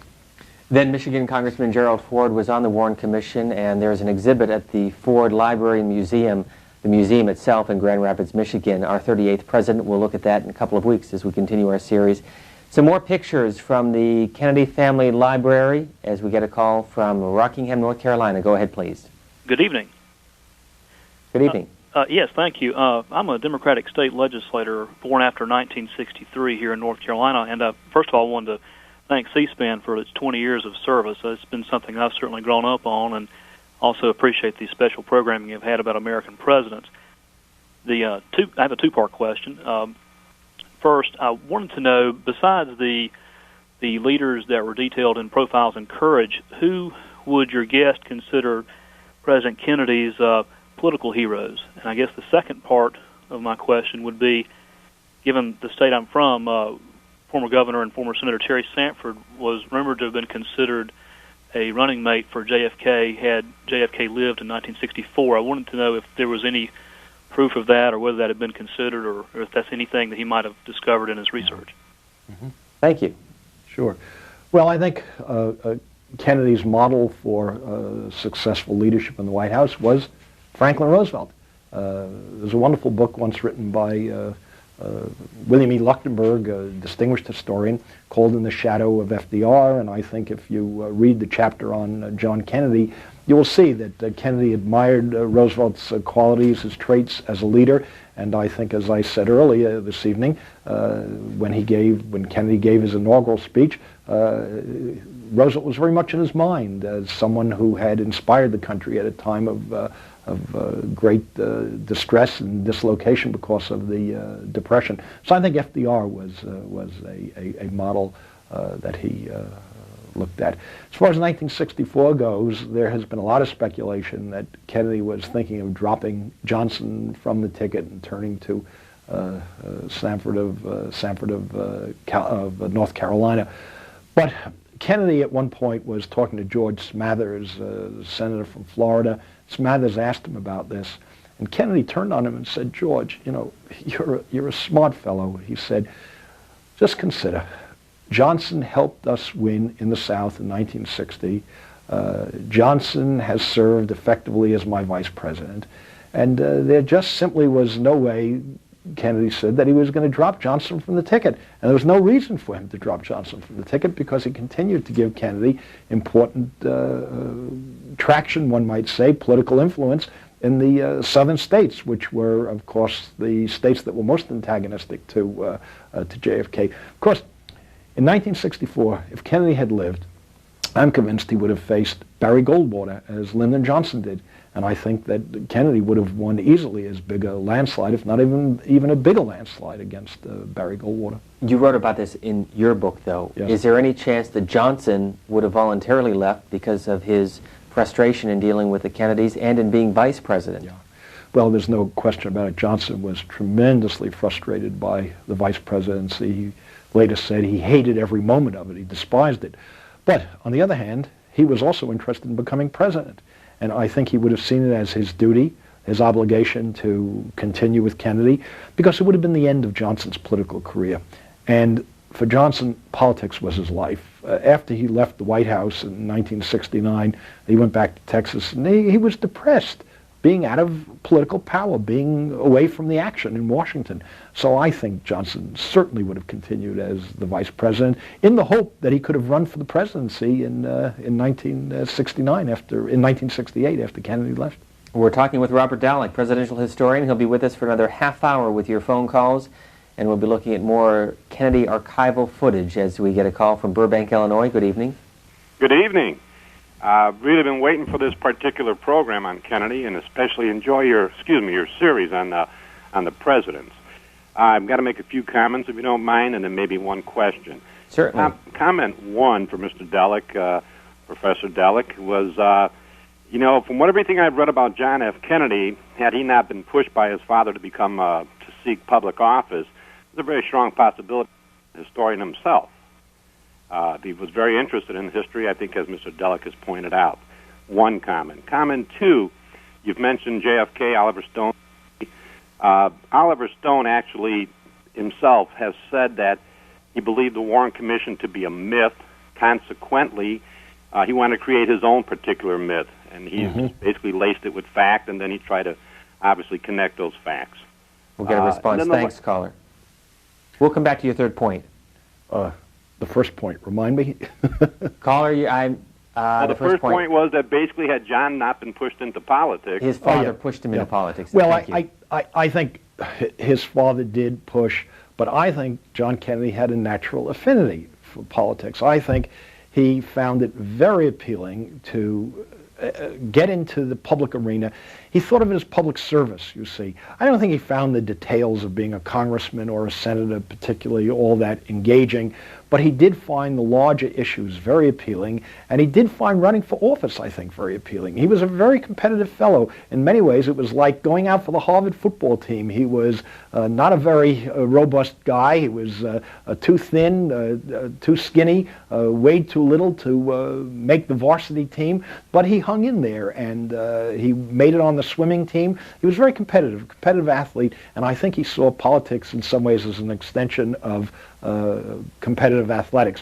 But he also saw it as of great importance. There's a wonderful recording at the Kennedy Library in which Kennedy spoke about why he went into politics, and he said that it was something that appealed to him greatly because he thought about being a journalist, but a journalist is an observer. A journalist is not a participant, and he found the idea of participation most appealing, and particularly he found the idea of being president most appealing because this is where the action really was. He said at one point in this recording that while a senator, Kennedy was pushing for a particular piece of legislation, and he said Dwight Eisenhower as president in 15 minutes at a press conference killed off something that Kennedy said, had been trying to achieve over a 2-year period of time. And he saw the presidency as the most attractive political office to hold because this is where you could exercise the greatest influence. So I think, yeah, his father pushed him, but I think there was a quite spontaneous and substantive appeal for him to enter into politics. Caller, you still with us? Yes, I am. You wanted to follow up? Yeah, no, I was in some left-handed way trying to pay a compliment to historians because I believe that John was a pretty, very interested in history.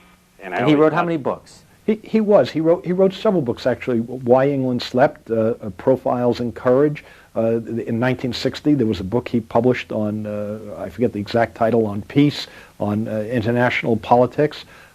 So he was like Theodore Roosevelt, who wrote history books. Kennedy was keenly interested in history and keenly interested in biography, and he read widely.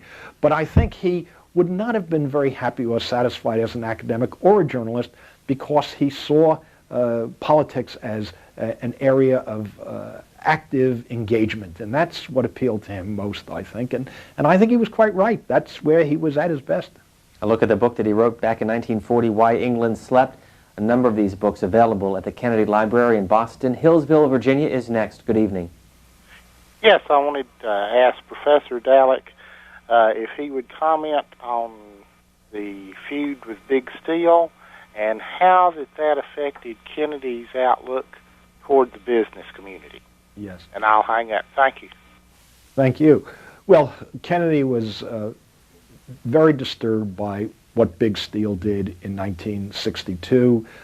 Kennedy had been jawboning, as they put it, to hold down prices, to inhibit inflation in the country, and Big Steel went ahead and raised prices on their product, and he was furious, and he called them in and read them the riot act, so to speak, and got them to reverse ground. And you may recall that famous comment of his, my father always told me that these businessmen were a bunch of sons of bitches, and he was furious at them. But he was successful in getting them to rescind the steel price increase, and he was also successful in holding down prices because the average inflation during his 3-year presidency, almost 3-year presidency, was 1.3% annually. So that's a pretty good record. We'll take a call from Denver. Good evening. Hello. The caller earlier that mentioned the Brown book, well, I think I have a copy of it. It's called The Torches Past, and it's by the Associated Press. It's got a lot of pictures in it, and pretty interesting. It was published right after the assassination. And I saw a clip some time ago of Lee Harvey Oswald being interviewed as he was in the corridors of the Dallas jail, and he said something like, "I'm just a patsy. I'm just a patsy." Now, what could that mean? Other Robert than Dallek? his own confession, almost, Mm-hmm. that someone else had put him up to it. Well, he never said who put him up to it. We've never learned anything more. Patsy for whom? This guy was not a rational man. Why would one take at face value anything this man said? He was a ne'er-do-well, a drifter, so to speak. What's amazing to me is that the FBI did not know his whereabouts, that he had been in the Soviet Union, he had come back, they had quite a dossier on him. Why didn't they know that he was in Dallas? You see, it's a very troubling aspect of this whole matter. So I'm not suggesting that the FBI was part of a conspiracy to kill Kennedy. I just think there was a kind of dereliction of duty there. President Kennedy had a speech in his pocket that he was going to give in Dallas. What was he going to speak about? Well, as I recall, he was trying very hard to knit together the Democratic Party, you see. He went to Dallas. It was a political mission. The Democratic Party was divided between its liberal and conservative elements. And Kennedy was trying to knock the heads together and trying to convince the Democrats that they should join together because they were coming up to the 1964 campaign, and he was only a year away from that re-election, and Texas, which he had won in 1960, was a vital state in the re-election campaign. And so he was there on this mission, and the speech he was giving was an attempt to create a kind of party unity, as I recall it. Was it significant that Mrs. Kennedy was on the trip? Yeah, I think it was significant that she was on the trip because he was trying to use her as well, because after all, she was part of the whole political complexion, one might say, in an attempt to bring these diverse elements in Texas together. And the Johnsons, Lady Bird and Lyndon, were hosting the Kennedys, and it would have been rude for her, one might say, not to have shown up after Lady Bird and Lyndon invited them to the ranch, where they went and attended to them. And so it was part of the political campaign, which in a sense was being launched a year before the election. Hampton, Virginia, you're next. Yes. Good evening, Mr. Dalek. Yes. Yes. I remember. I remember the day that Kennedy was killed. Two points that you made on the Warren Commission. Uh-huh. All right. Forget that. I seen the A&E special. The men who killed Kennedy. How can people explain the smoke behind the fence? You know, they seen somebody behind the fence that day, and they mentioned somebody about in a manhole with the trajectory of the bullet coming up into the car. The only thing that could be explained is that it came from down below and from the fence. They were talking about two shots that I know of that came from the depository. One of them hit Kennedy in the neck. Thanks, caller. The other one hit him in front because the way his head went. No, you read Gerald Posner, and he'll show you that physicists and physicians have worked on this whole proposition that he was shot from the front, and it's disproved by the scientific evidence that was available to Mr. Posner, and I think he makes a very effective refutation of this idea that there was a bullet from the bottom, a bullet from the fence, smoke behind the fence. I mean, you have all sorts of suppositions that have not added up to an effective case for a conspiracy. And if I could just impose on the callers, this is the third or fourth call we've had on the issue of the assassination. Obviously an important part of the Kennedy story, but in a 3-hour program we do want to focus on other aspects of his life. But let me ask you to address head-on the issue of the conspiracy theorists who continue to be out there thinking that others were involved. Why does it continue? Well, it will always be out there. You know, it's very difficult, I think, for Americans to accept the proposition that someone as consequential as John Kennedy was killed by someone as inconsequential as Lee Harvey Oswald. And people don't like to think that there is a kind of chaos in the world, that these were chaotic events, and that just one man could possibly have killed Kennedy. There had to be some larger conspiracy. The historian Richard Hofstadter once wrote a brilliant essay about this problem. He called it the paranoid style in American politics. There is an affinity for these conspiracy ideas. We've seen it about the Mexican War. We've read about it in relation to Pearl Harbor, you see. The Oliver Stone movie has lots of resonance. I asked my students, have you seen this film? Yes. Do you believe it? Many of them do. There's tremendous appeal in the idea that things can be manipulated in that way. It's the CIA, it's the FBI, it's the American military, even Lyndon Johnson. And I had FBI files that decisively refutes the idea that Lyndon Johnson had anything at all to do with killing Kennedy. It's nonsensical. And yet, everywhere I went when I was talking about my Johnson volumes, people would call in and they'd ask me, did Johnson kill Kennedy? And however often I said no, it just doesn't refute it. People want to believe in these conspiracy theories. Somehow it gives them, I think, a sense of control, a sense that the world is organized in some, I don't know, sensible, or if not sensible, in some way or other. And I think that's the appeal of this kind of conspiratorial thinking. And now we move on to other aspects of the Kennedy life, his presidency. York, Pennsylvania is next. Good evening. Hello, thank you. I'm really enjoying your program. My question is about the president's philandering. I read somewhere that he would left the party one time with another woman while his wife was there, and the thing about Marilyn Monroe, and I was hoping that you could clear that up for me. Thank you. Well, what is it you want clarified? You seem to know that, or think that he was a philanderer. Do you want clarified that it had any connection to policy? Because it seems to me that that's the only significant issue here. Did his philandering have any significant impact on his conduct of the presidential office?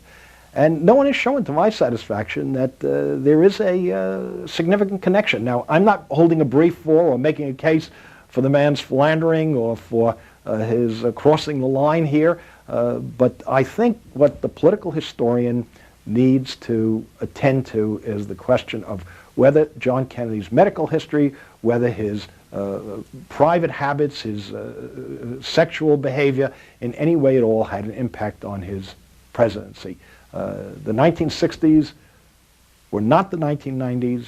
Bill Clinton is 30 years away, 35 years away from John Kennedy. Very different times, and I don't think you can apply the lessons of the 1990s to the 1960s. And again, we're in Brookline, which is the birthplace of President John Kennedy back in 1917. It is open to the public.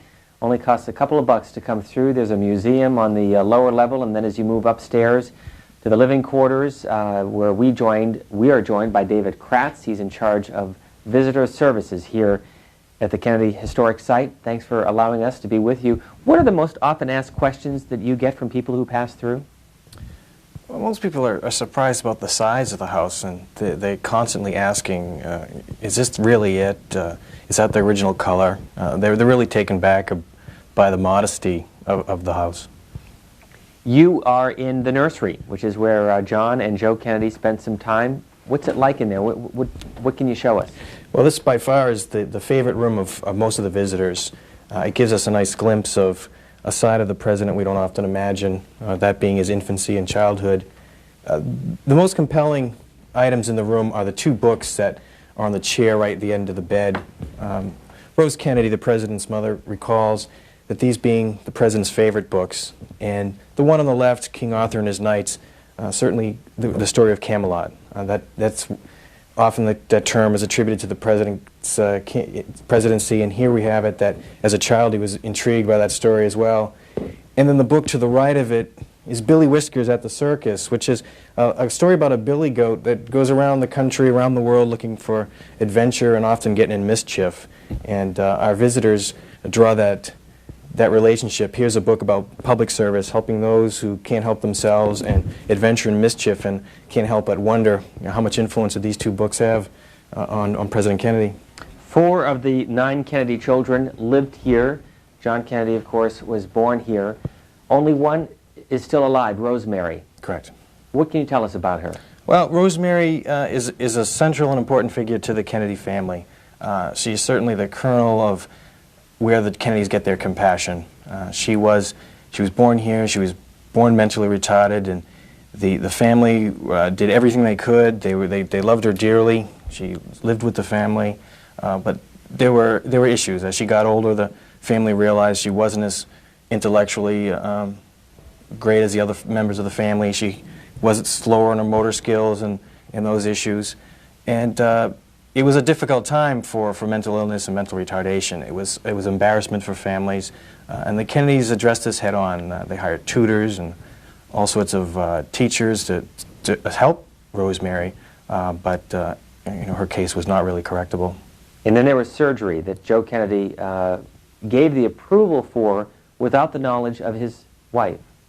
Yeah, that's the story, is that it was a lobotomy, which was touted as the cure-all for this. It was going to be a brain operation that was going to make Rosemary be able to stay with the family. It was going to take some of that aggression away from her, and it didn't work. We know that it was a botched operation, and Rosemary was severely, her development went backwards. How did that affect the relationship between Rose and Joe Kennedy? It's a very private part of the Kennedy family that there's really not a lot about, and it's hard to speculate. I think a lot of people put themselves in those shoes and say, how I would feel. But Joe and Rose, Rose trusted Joe in family matters. He was an important part of it, deciding things about the children. And I really couldn't tell you how privately she really felt. Where is Rosemary Kennedy today? She's in a convalescent home in the Midwest. And she would be, what, 81 years old now? She'd be about 81, correct. Do any of the Kennedy family members still come here to Brookline to tour the house or provide historic artifacts that they may come across for the home here? They do visit often. I think there's a soft spot in all the Kennedys' hearts for this house. When they come through, it's a presence you can't compare to listen to the Kennedy members go through and talk about my father, my mother, my uncle, my brother. Gives a unique perspective to the house. And they do come back often. As far as giving more things and furniture, it's a project completed. What is done is done. David Kratz is in charge of visitor service here at the Kennedy Historic Site, which is operated by the National Park Service. And you folks have operated this for how many years now? 30 years. On the President's birthday, Rose Kennedy, in a grand ceremony on the front porch, turned the deed of the property over to the people of America. And we've been operating as a historic site since then. And one other historic note, the people who lived here after the Kennedys left in 1921, before they took it back in the 1960s, who was that, and what's the relationship between the family that lived here and the Kennedys? Well, immediately following the Kennedys, Joe and Rose actually sold the house to their best friends, which was Edward and Mary Moore. And if you look at the Kennedys' lives, you will see that the Moores followed them all the way to England. Edward Moore had worked for Rose's father as a secretary to Honey Fitz, and later joined Joe Kennedy as his executive secretary, and they purchased the house. They were a childless couple who really adopted the children as their children. The Kennedy children were back here often, and then they lived here as long as the Kennedys lived in Brookline. Then there was successive private owners who owned it until Rose came back in 1966 to turn it back to a museum. David Kratz, thank you for your time. You're welcome. Robert Dallek, do you want to follow up on that point? Well, no, I think David makes the essential points about the response to Rosemary.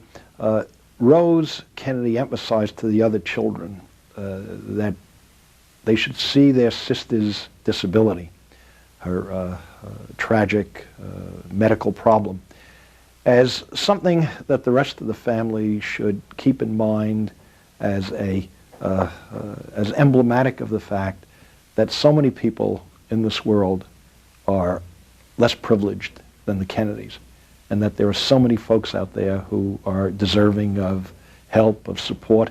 And I think it was a lesson that John and Robert and Ted Kennedy to this day, Ted Kennedy, who is so much an advocate of old-fashioned New Deal liberalism and initiatives to reach out to the least advantaged members of the society, I think this is part of the legacy from that experience with his sister Rosemary. And Edward Moore, the namesake for Edward Moore Kennedy? Exactly. We'll get a call from Sonoma, California. Good evening. Good evening, gentlemen. Robert, you touched on it a little bit earlier about Kennedy in Dallas when he trying to hold the party together with the liberals and the conservatives.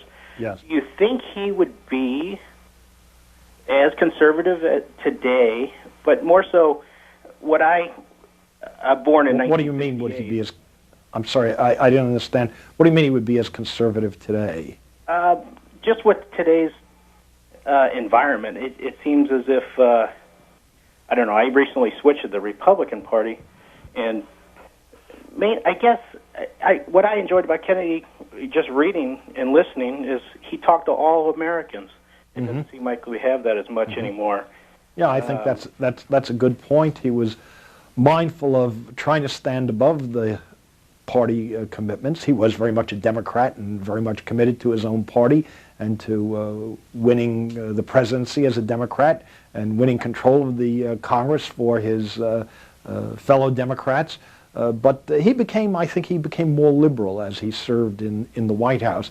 His movement toward that Civil Rights Bill was one measure of it. His commitment to Keynesian economics, to the idea that the Congress should enact a $11+ billion tax cut in order to fuel the economy. I think he was more and more captured by a kind of liberal perspective. But he was never an ideologue. He was always a very pragmatic politician, very much an instrumentalist, very much a believer in striving to achieve what was workable. And I think your point is well taken, that he did speak to the whole country, and that's part of why I think he still has such a hold on the country's imagination. He was an inspirational figure. David Kratz has moved out to the hallway where there are a number of historic photographs along the wall. And David Kratz, my question is, what was President Kennedy's relationship like with his father in the first year of his presidency?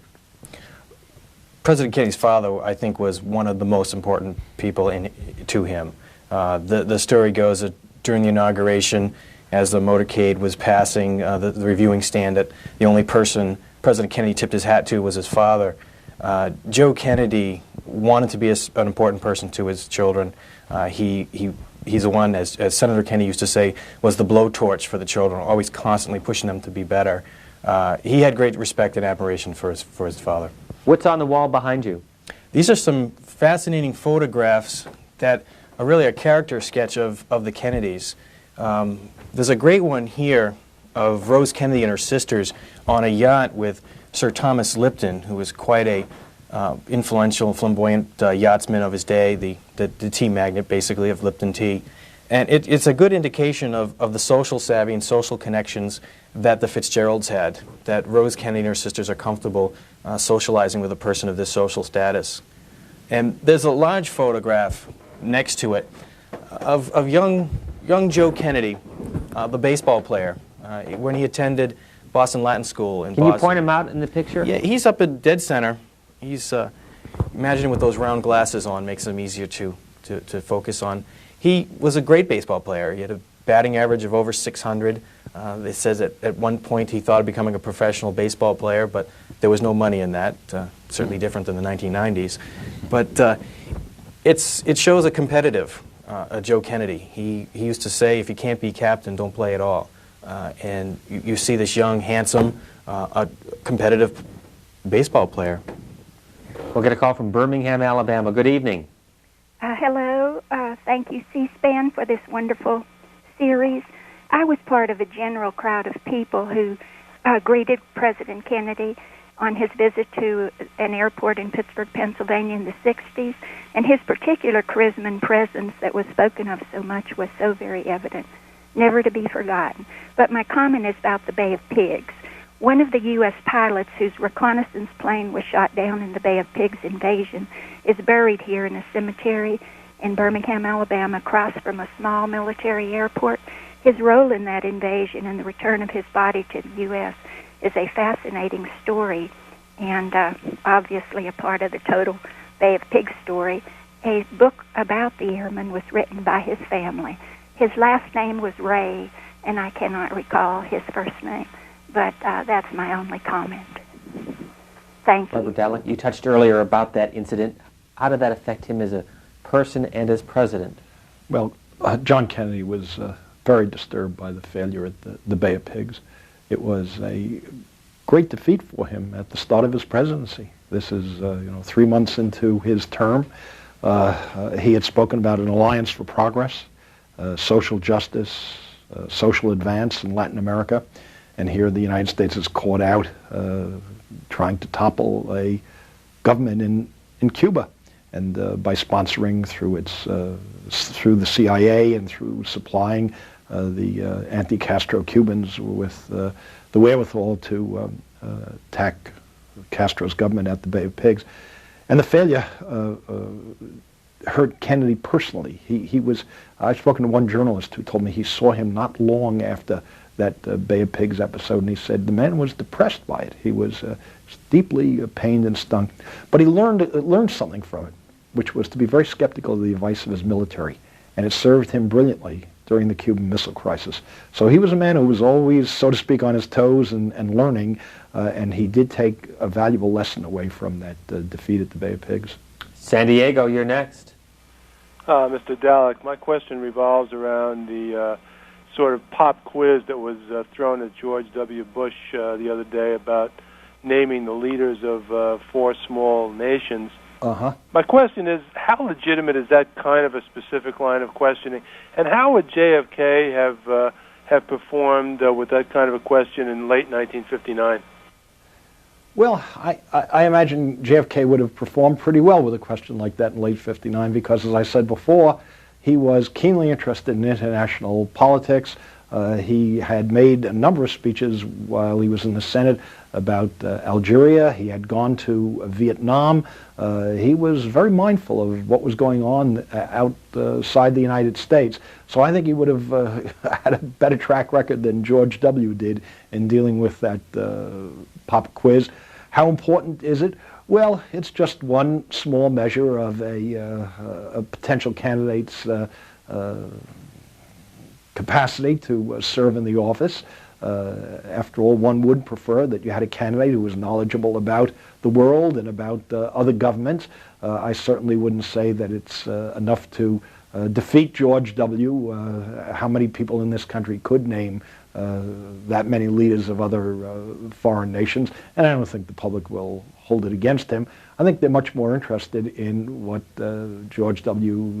Bush's general vision is for the conduct of foreign affairs in this post-Cold War era, just as the country was very interested in what John Kennedy's vision was for the conduct of American foreign policy in the post-Eisenhower period, when the country was facing what was described then as a missile gap. It turned out not to be real, but at the time it was in '59, '60, it was very much believed in, and so I think that's legitimate area of concern for the country to have about a presidential candidate. As we speak to you on this November evening, though, we are now 8 to 10 months into the presidential campaign of 2000. Mm-hmm. John Kennedy announced in January 1960. Yep. What's changed? Well, what's changed is that our campaigns have gotten much more drawn out, much longer, much more expensive, you see. You have so many more primary campaigns. When John Kennedy was running, primaries were not nearly as important. They were important to him because he had to prove that a Catholic could win in a Protestant state. And that's why West Virginia, which of course had a few delegates to not that many delegates to the Democratic Convention, but was very, very important in demonstrating that John Kennedy, the first Catholic to win the presidency, was going to be able to marshal Protestant votes, and that's what he demonstrated in that West Virginia primary. So what's changed is that a lot more money is being spent, a lot more time and energy, and of course television is a constant eye on all these candidates, and there's a kind of attentiveness to these candidates and their private lives to a degree which simply did not exist in 1960. As we look at a scene of one of the presidential press conferences, the first live televised presidential conference. Quite so. Yes, and Kennedy was, in a sense, the first television president, and at that first debate during the campaign with Richard Nixon, people who heard the debate on the radio thought that Nixon had bested Kennedy, but those who saw it on television thought that Kennedy had won, because, as people say, it's a cool medium, and Kennedy was very well suited for it, and Nixon didn't do well. Somebody said Nixon with his 5 o'clock shadow looked like a sinister chipmunk, and Kennedy came across as cool and rational and very attractive, and helped him greatly in that very close presidential contest. Justice, Illinois, our last call for this segment with Robert Dallek. Good evening. Yes. I saw this movie when I was in the early 70s or mid 70s, and it was like kind of a documentary movie about Kennedy, and at the end of the movie, I remember these pictures of all these people that were supposed to be associated with something that had to do with Kennedy. And I was just wondering what the name of this movie is. I remember my sisters and I talking about it, and I just can't remember the name of this movie I saw in the movie at the shows back in the mid-'70s. There was Steve? a movie. Steve, can you help us? Caller, I don't know the movie that you're talking about either. We've left you in the still with dark, us? ma'am. Caller? Yes. You still with us? Do you know the name of the movie? No, I don't No, remember she's the asking name us. of the movie. That's Yeah. what I've been trying to find out for like years, and I just can't think of it. I just remember the end of the movie that they had all these names of these people that died, like they were like unnatural deaths and everything like that, and they just had names of all these pictures and these peoples and everything. And I remember seeing this when I was at the show, but I Well, just thanks. can't remember the name of the movie. Thanks for the call. How does one go about doing research on John Kennedy today? Well, you have to spend a lot of time, a lot of energy at the John F. Kennedy Presidential Library. It's a daunting task in many ways. Millions and millions of pages, millions of documents, but the librarians, the archivists are a great help. You also, of course, have the benefit of many other books having been written. As you said before, Steve, there are 200-300 books, probably 1,000 books that have been done on one aspect or another of John Kennedy and his presidency and his public career and private life. And so historical scholarship is a building block. There is no such thing as a definitive work. Why is it we're still writing about Abraham Lincoln, about the rise and fall of the Roman Empire? 100 years from now, somebody will probably be sitting in this room talking again about John Kennedy, and hopefully there'll be continuing interest in the country because there is a compelling story here, and every generation wants to have it retold, and it's worth retelling about Lincoln, about Washington, about Roosevelt, T.R., Franklin Roosevelt, about all our great presidents. And so the way you go about doing it is you work very hard to accumulate as much evidence, as much material as you can, and hopefully write it in a compelling enough fashion so that enough people are going to want to read it, buy it, and read it. Two other points in an early call, and we haven't talked about it. I don't want to let the caller think that we forgot about it. The relationship between President Kennedy and Bobby Kennedy, who went on to become Attorney General, and how that all came about. Sure. Well, Bobby Kennedy and John Kennedy were very close. And John Kennedy was very reluctant to make Robert Kennedy his Attorney General. He had great doubts about doing it. Joe Kennedy pushed very hard for that. But John did it, and he came to feel that it was a very wise decision on his part because Bobby Kennedy was his closest advisor. And they were, he was very helpful to him in every one of the crises that John Kennedy passed through during his presidency, and particularly during the Cuban Missile Crisis. So it was something that John Kennedy felt was a very wise action on his part. And one of the exhibits at the Kennedy Library focuses on the Attorney General, Robert Kennedy. My last question for you is the relationship between John Kennedy and his wife, Jacqueline. Yes. Well, you know, people have thought said it was a troubled relationship in the sense that they've asserted he was such a womanizer, such a philanderer. But, you know, there's something very interesting, and I think First Ladies have not been given enough attention. Not enough has been written about First Ladies and the role that they have to play. It is a difficult challenge, and I think she had difficult problems to deal with as a First Lady because she's so much a public figure, and yet there were strains in that relationship, but they rose above them. They did, it seems, have a loving relationship, and she was a wonderful mother. She did brilliantly, it seems to me, with her two children, and speaks very well of the woman. Robert Dallek, who is working on a book that will be out in about 3.5 years on President John F. Kennedy. Thank you very much for joining us tonight. My pleasure. We're going to take a short break, and among the things that have become quite familiar in looking at the Kennedy presidency was the debate, the first of four that took place in September and October of 1960. 70 million people watched the Kennedy-Nixon debates. Here's a portion of one of them.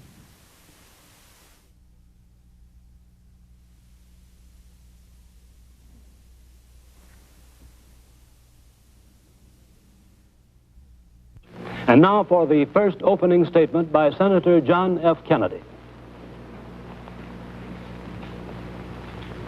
Mr. Smith, Mr. Nixon, in the election of 1860, Abraham Lincoln said the question was whether this nation could exist half slave or half free. In the election of 1960, and with the world around us, the question is whether the world will exist half slave or half free, whether it will move in the direction of freedom, in the direction of the road that we are taking, or whether it will move in the direction of slavery. I think it will depend in great measure upon what we do here in the United States, on the kind of society that we build, on the kind of strength that we maintain. We discussed tonight domestic issues, but I would not want that to be any implication to be given that this does not involve directly our struggle with Mr. Khrushchev for survival. Mr. Khrushchev is in New York, and he maintains the communist offensive throughout the world because of the productive power of the Soviet Union itself. The Chinese communists have always had a large population, but they are important and dangerous now because they are mounting a major effort within their own country. The kind of country we have here, the kind of society we have, the kind of strength we build in the United States will be the defense of freedom. If we do well here, if we meet our obligations, if we're moving ahead, then I think freedom will be secure around the world. If we fail, then freedom fails. Therefore, I think the question before the American people is, are we doing as much as we can do? Are we as strong as we should be? Are we as strong as we must be if we're going to maintain our independence? And if we're going to maintain and hold out the hand of friendship to those who look to us for assistance, to those who look to us for survival. I should make it very clear that I do not think we're doing enough, that I am not satisfied as an American with the progress that we're making. This is a great country, but I think it could be a greater country. And this is a powerful country, but I think it could be a more powerful country.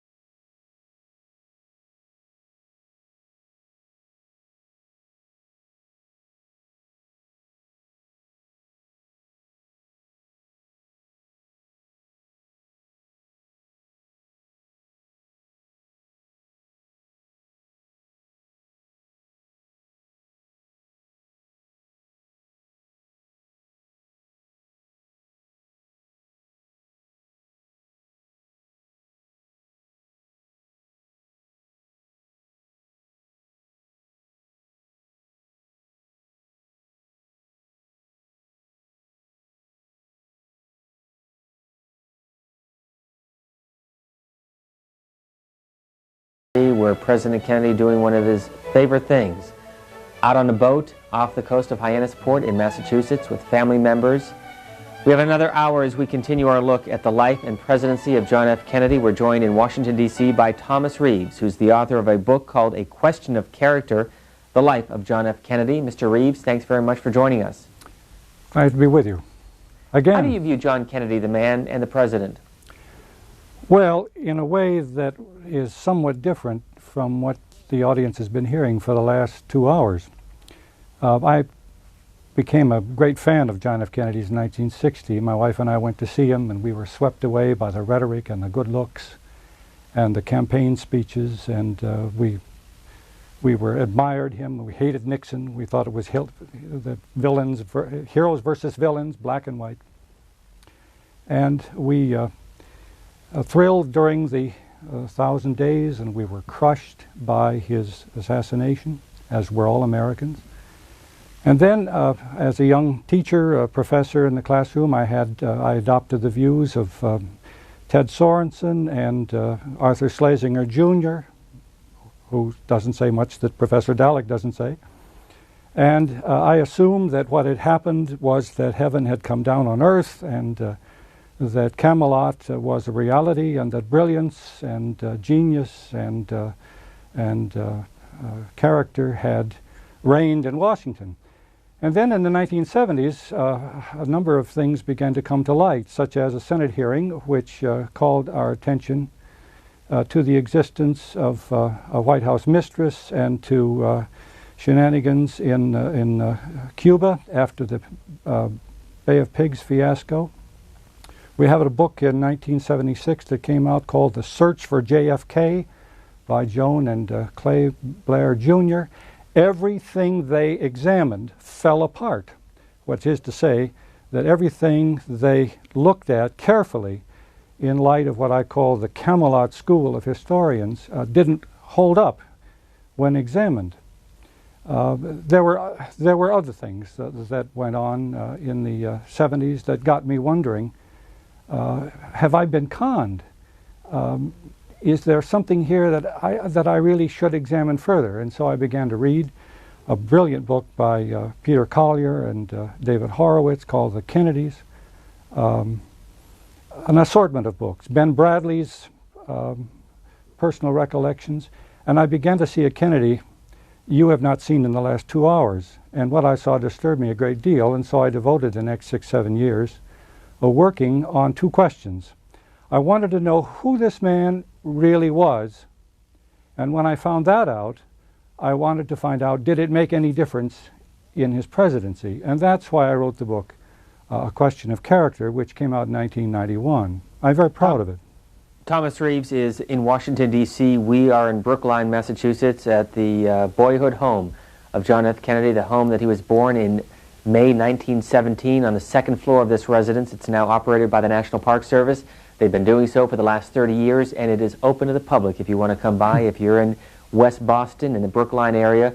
And Thomas Reeves will be with us until the top of the hour. Mr. Reeves, I want to take one part of your book and ask you to elaborate, and then we'll bring in our calls. You write midway through that as a legislative leader, President Kennedy was relatively ineffective with weak support in Congress. You also point out that most of the leadership in Congress were 10, 20, 30 years older than President Kennedy at the time, which was also a factor. You also call the president's lack of conviction and personal fervor a problem throughout his administration. Well, of course. Here, the story is about a father who had planned to send his oldest son to the White House and who designed the careers of all the boys for power and prestige. And the boy dies in the war, and the sickly, not so bright second son has to, kind of a screw up, nothing but a girl chaser who spends half his life in hospitals, is forced, the announcement was made to him in December of 1944 that he was now going to be the Kennedy who would make it to the White House. He didn't want to do it, he didn't have the strength, he didn't have the background, and his father said, "You will do it," and he did it, and he gets credit for having the courage to do it. But as for vision, as for knowledge, as for the books he wrote, these are all questions that need careful examinations. He had trouble in Congress because the congressman knew who he was. He was a playboy. And half the time he wasn't even doing anything, and they laughed at him as Lyndon Johnson laughed at him. And when he became a nominee, when they clashed in 1960. They didn't take him seriously. He got 44% of his programs through in 1962. He had a relatively ineffective congressional liaison, and domestic politics was not really what he was interested in. He was not a hard worker. When he did pay attention to his job, he was mostly caught up in foreign affairs. And that, of course, foreign affairs are the great stories in the brief Kennedy administration. 202-624-1111 for those of you who live in the eastern half of the country. For those of you out west, 202-624-1115. Thomas Reeves in Washington. We're in Massachusetts. Our first call for this segment is from Eugene, Oregon. Good evening. Good evening. The question I had was in regards to the wealth that the Kennedy family had, and what that how that shaped his politics as he grew up, and whether he had a sense of obligation to the lower people. For I mean, we've heard that our whole lives, but was that something that he developed early on, or is that something that developed later as his political career grew? It develops very, very late. You see, he's under the thumb of the founding father, Joseph P. Kennedy, until the father has a stroke in December of 1961. When you talk about, I mean, in every way, when you talk about John F. Kennedy, you really have to understand that he has less than 2 years on his own, less than 2 years to be rid of the force that propelled him and commanded him his entire life. And he really begins to shine in that last little portion of his life. You can see it in I can give you 4 or 5 examples. But he does begin to show very slowly and very cautiously a concern for his wife and for his children and for blacks and for the poor. Prior to that time, he simply is a playboy chasing girls without much of a sense of responsibility toward anyone. He didn't carry money. He floated about. He would have been perfectly happy simply in his physical condition to lead a sedentary life, maybe a little bit of traveling, a little bit of writing. He had a very hard time writing. Spelling was a constant curse. In high school, his IQ was rated at 119. The brilliance that we seem to see elsewhere came from other sources. Did he write profiles in courage? No, he did not. The evidence, he supervised it to be charitable.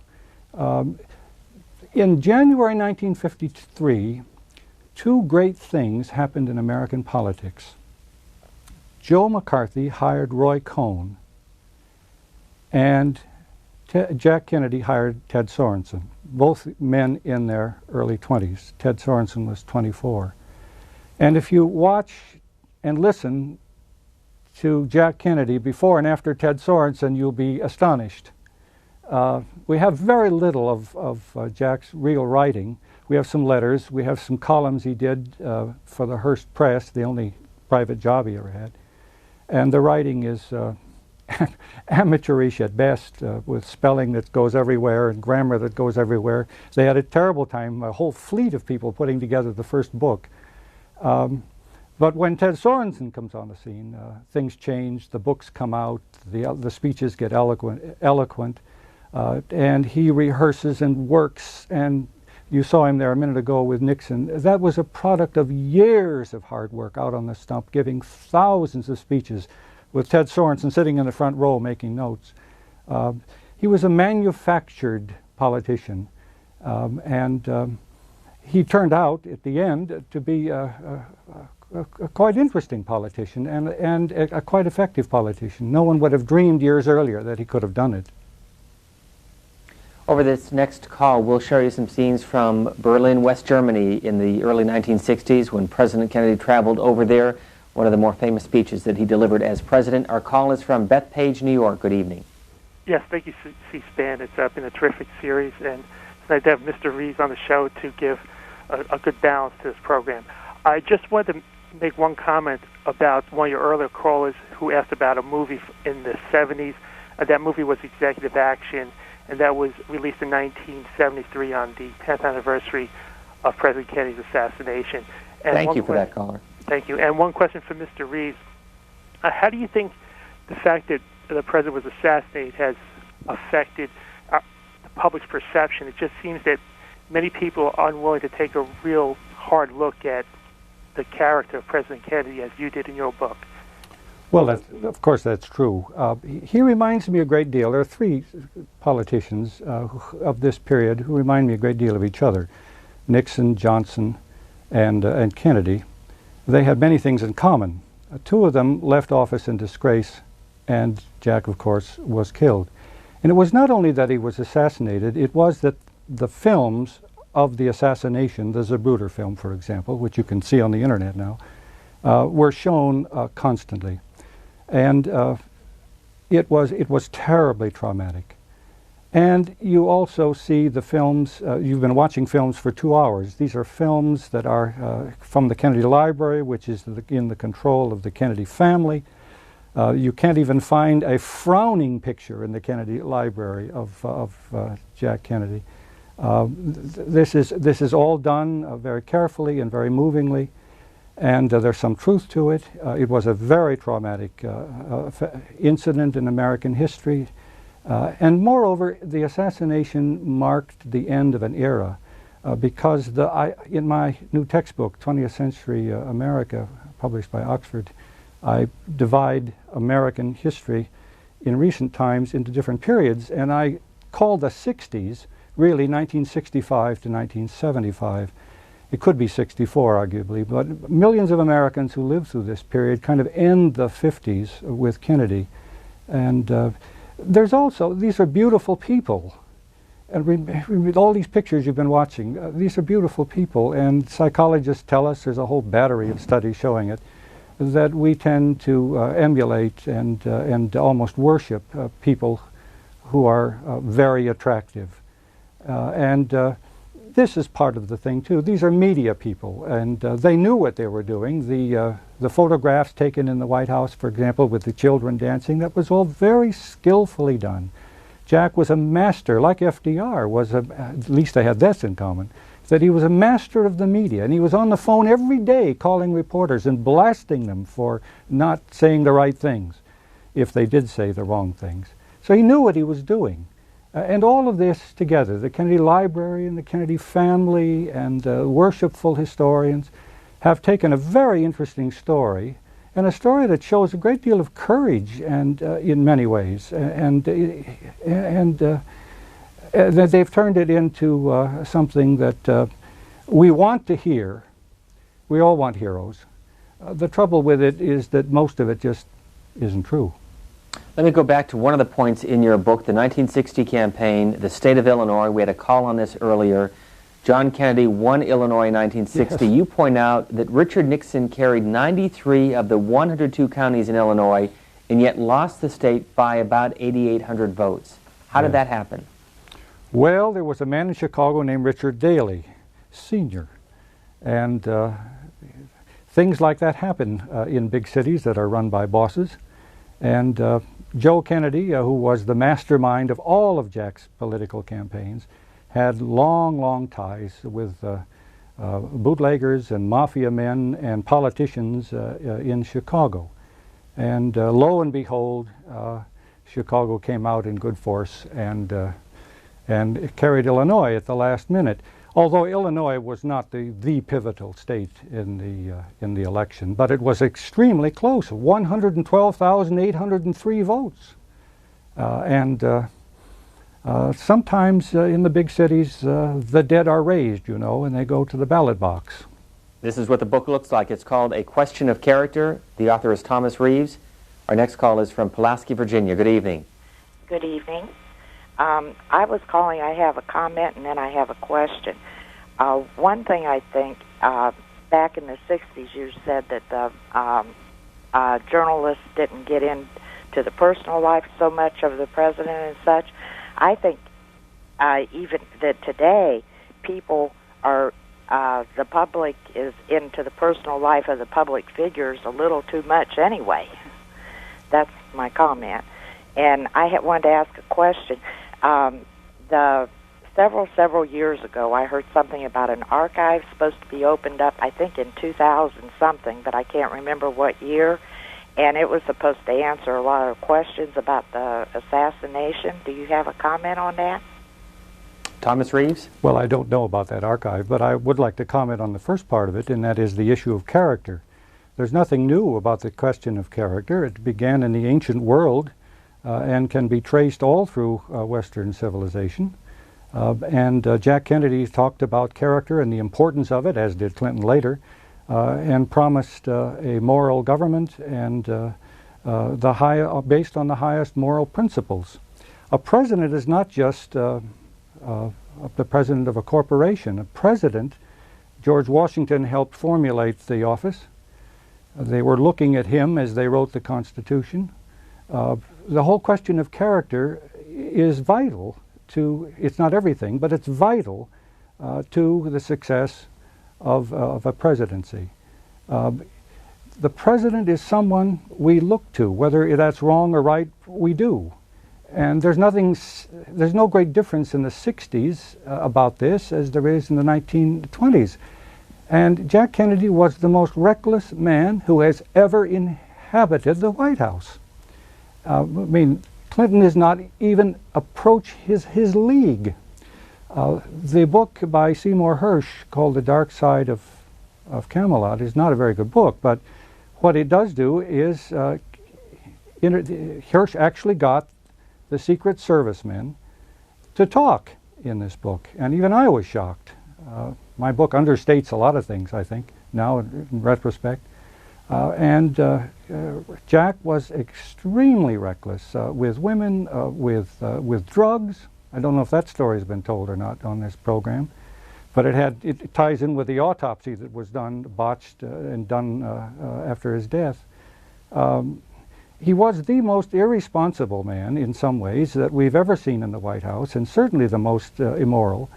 I think that if any of this had come out, if the journalists had perceived accurately that he was far more conservative than liberal, if any of this had come out, I think it would have been a damaging blow to his presidency. I think he would have been impeached and convicted, and I think it would have damaged this country just immensely. If you take a good, careful look at what went on in that White House, it just leaves you stunned. But after all, Jack learned this at his father's knee. This is what he was raised with, and it's what he knew, and in some ways, you can't blame him for all of it. Our guest, Thomas Reeves, has written a number of books, including one on President Chester Arthur and a book on Joe McCarthy. He now teaches at the University of Wisconsin. He earned his doctorate from the University of California at Santa Barbara, and he has written a book on the Kennedy presidency. Sacramento, California is next. Good evening. Hi, thanks for getting me on. I really appreciate the Kennedy presidency all the way, and I think he was a risk taker.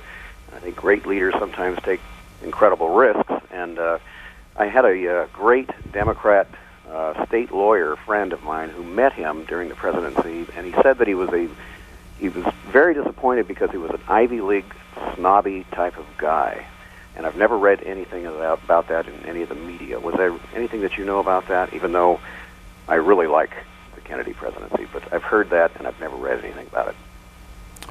I don't think he can be described as Ivy League. I think he can be described as a Kennedy. The Kennedys were and are extremely imperious, and they stick to themselves, they trust themselves. Historians who try to interview them have to be approved first, and the books that have been done, the major books, the Sorensens and the Schlesinger, these are all the biography of, we have a biography by Goodman of Old Joe. These are all approved biographies. You don't get into the papers without family approval. The really good papers are still out of bounds to historians. Heaven only knows when they'll be open. I think it isn't that he was an Ivy League snob. I think it's just that he was a Kennedy. And they are not folksy. If you had that kind of money and that kind of drive and power, you may not be so folksy either. Jack Kennedy hated politics. His father forced him into it. He hated every minute of it, and his wife hated it even more. You should see the stories of them up in Wisconsin, standing at factory gates and walking down the streets of small towns, and they talked to their friends about what they were undergoing. They did it because the father said, "You will do it. You're a Kennedy, and you will win." And Jack had the courage to do it. He did not complain. He suffered tremendous pain all of his life, and he did it. Bellevue, Nebraska, you're next. Yes, hi. Thank you for taking my call. What was the president's view of his religion? Was he devout, or was it just show for the votes? Jack lost his faith very early in life. We don't know how early, but by the time he was a high school student, it was gone. Partly this was because his mother was so cold toward the members of the family. You can't blame her in a way, but she was gone most of the time. Jack told a friend, my mother is a nothing. He told another, she was never here when I needed her, not once. She spent much of her time overseas buying dresses, and the children were raised by a wide variety of underpaid Irish ladies who there's a great turnover among them.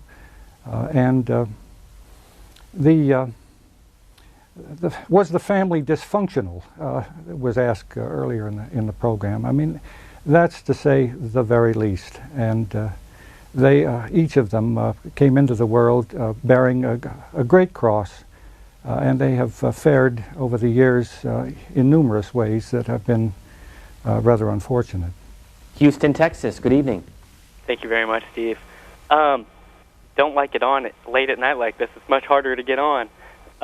Let's see, I was originally from Boston, and I now live here in Houston. And contrary to what Mr. Reeves was saying there, I believe John F. Kennedy was one of the greatest Democrats to hold the executive office in the 20th century, even if simply because of his drive and belief in the American space program. JFK gave a speech here in Houston at Rice University where he said, and I wish I could simply play it for you because I've lost my Massachusetts accent, but Kennedy said basically that America is like two young boys playing when one boy takes the other's hat and throws it over a fence, so they have to climb the fence and get their hat back. Caller, why don't you stay on the line, because we do have a speech that he gave in Houston from September 12th, 1962, which addressed the space program. Great, y'all never We'll show that, down. and we'll come back and get your comment. Okay. However, I think we're going to do it. And I think that we must pay what needs to be paid. I don't think we ought to waste any money, but I think we ought to do the job. And this will be done in the decade of the 60s. It may be done while some of you are still here at school at this college and university. It will be done during the terms of office of some of the people who sit here on this platform. But it will be done, and it will be done before the end of this decade. And I am delighted that this university is playing a part in putting a man on the moon as part of a great national effort of the United States of America.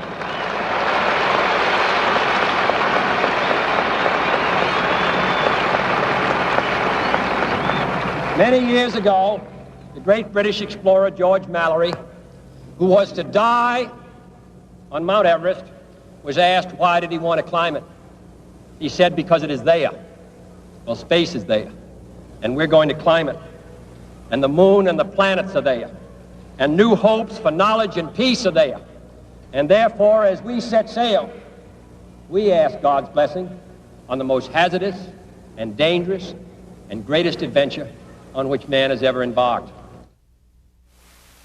President Kennedy in Houston in September 1962. By the way, that and a number of other speeches that we have been able to get through the Kennedy Library will be shown as part of our overnight schedule here on C-SPAN. We've now moved into the film and television age of the presidency, and so a lot more to show you as we talk about Presidents Eisenhower and Kennedy and Johnson and Nixon and Ford as we continue our American President series. Caller, are you still with us from Houston? I sure am, and I went to Rice to try to get that film from them earlier, and I wasn't able to get it, but y'all just never let me down. Okay. Anyway, we retrieved our hat 30 years ago, and we haven't returned back in my lifetime. I hope we do toss our hat back and go back, not because it is easy, but because it is hard. Thanks very much. Caller. We'll get another call from Salinas, California. Go ahead, please. Yes. Hello? One of the most important issues that happened with Kennedy, and maybe the driving edge that allowed Kennedy to beat Nixon, was his so-called missile gap. And it was in the face of a great American president who was a great war leader, Eisenhower, trying to warn people about the development of the military-industrial complex. And along comes Kennedy, scaring Americans about how weak we were in the face of this Russian nuclear threat. And he came up with this. We need 1,000 missiles, and it was just a number out of the hat. But the crowning hypocrisy that came out of the whole nuclear arms race was the Cuban Missile Crisis. And here we had nuclear missiles in Turkey aimed at Russia, and all Russia thought, well, tit for tat, we'll put them in Cuba, aiming them at the United States. And we are prepared to go to nuclear war over basically Kennedy's ego to not be shamed in his own neighborhood, when in fact we had in development our Trident submarines, and we were just looking for an excuse to pull our nuclear missiles out of Turkey, for crying out loud. Who knows what would happen if there was a revolution there, or takeover, or whatever. And so we wanted to get our nuclear missiles out of Turkey. We had this safe, much better system coming on board, the undersea nuclear capabilities. And here, Kennedy draws a line and prepares us to go to war over something that was just plain bluff and stupidity. We'll get a response. Thanks for the call. Thomas Reeves? Well, which one would you care for me to discuss? Pick and choose, whichever one you want. Well, let's just take the missile gap, because the other topic, the Cuban Missile Crisis, could be a lecture, a long one. The missile gap was another example of Kennedy's cynicism. And there were many such examples. They knew perfectly well there wasn't a missile gap. They laughed about it afterward. We had about 5,000 nuclear warheads, and Russia had about 300. We were ahead of them. I think it's 5-1 in bombers, and 3-1 in short-range missiles. We knew this. And Eisenhower knew it and was angered by the charge, but it was politics, it was the election. And the Kennedys were in the business of winning, and so this was one of the approaches. Desert Hot Springs, California is next. Yes, I wanted to ask you, since we've all heard rumors about Kennedy and Johnson really never getting along, if Kennedy had survived and lived, ran for a second term, do you think he would have kept Johnson on the ticket, or do you think he probably would have chose somebody else to be his running mate? And I'm going to hang up so I can listen to your answer. Thank you. Well, they certainly didn't get along. The reason that Johnson was chosen in the first place was because the old man, Joe, told Bobby, who really almost rebelled against the idea, that Lyndon was to be on the ticket. The old man knew what would work and that Lyndon was needed on the ticket. By this time, of course, old Joe has had his stroke, December of 1961, and so Jack is on his own. I think he probably would have kept Johnson. Johnson wasn't doing anything. He was sent to Vietnam for a time and came back with the wrong message. But I suspect that for political reasons, he perhaps would have kept him, but they certainly didn't get along in any way. And the way that Johnson was treated by the Kennedy people in the first week after the assassination was simply shameful. Thomas Reeves is in Washington, and we are at 83 Beale Street in Brookline, Massachusetts. John Kennedy lived here for 4 years. He was born in this house on the second floor. It is now part of the National Park Service, open to the public, and it is west of downtown Boston. Our next call is from Boston. Good evening. Good evening. My question is really in heroes. I have like 3 questions, actually. Is it fair to hold Kennedy to such a high standard? Leaders are not always the best moral example. They ask us to shoot for something, but they're human too, and they have their own frailties. I think Kennedy asked something special of a generation. And you don't always reach your goals, but you have to try for them. And I felt that FDR had scandals in his administration. He had an affair with his cousin. There were other American presidents. Jefferson had a long-time affair, and he's still regarded in great regard. Is this fair for us to hold Kennedy to such a standard? Well, if you want to compare presidents, you'll run out of energy quickly. The story of Sally Hemings and Jefferson is highly questionable. The story of FDR involves 2 women at best, and one of them being very early in his life and not while he was in the White House. That's not in the same league with what went on during the 1,000 days. But whether or not I'm not quite sure what the caller means by holding him up to a standard. But it is the Kennedy family themselves, of course, who, through the library and friendly historians, who are making the standard of greatness, the standard that they expect us to accept when we look at John F. Kennedy. Seneca Falls, New York, you're next. Good evening. Yes, good evening. Mr. Reeves, my question first begins with a comment.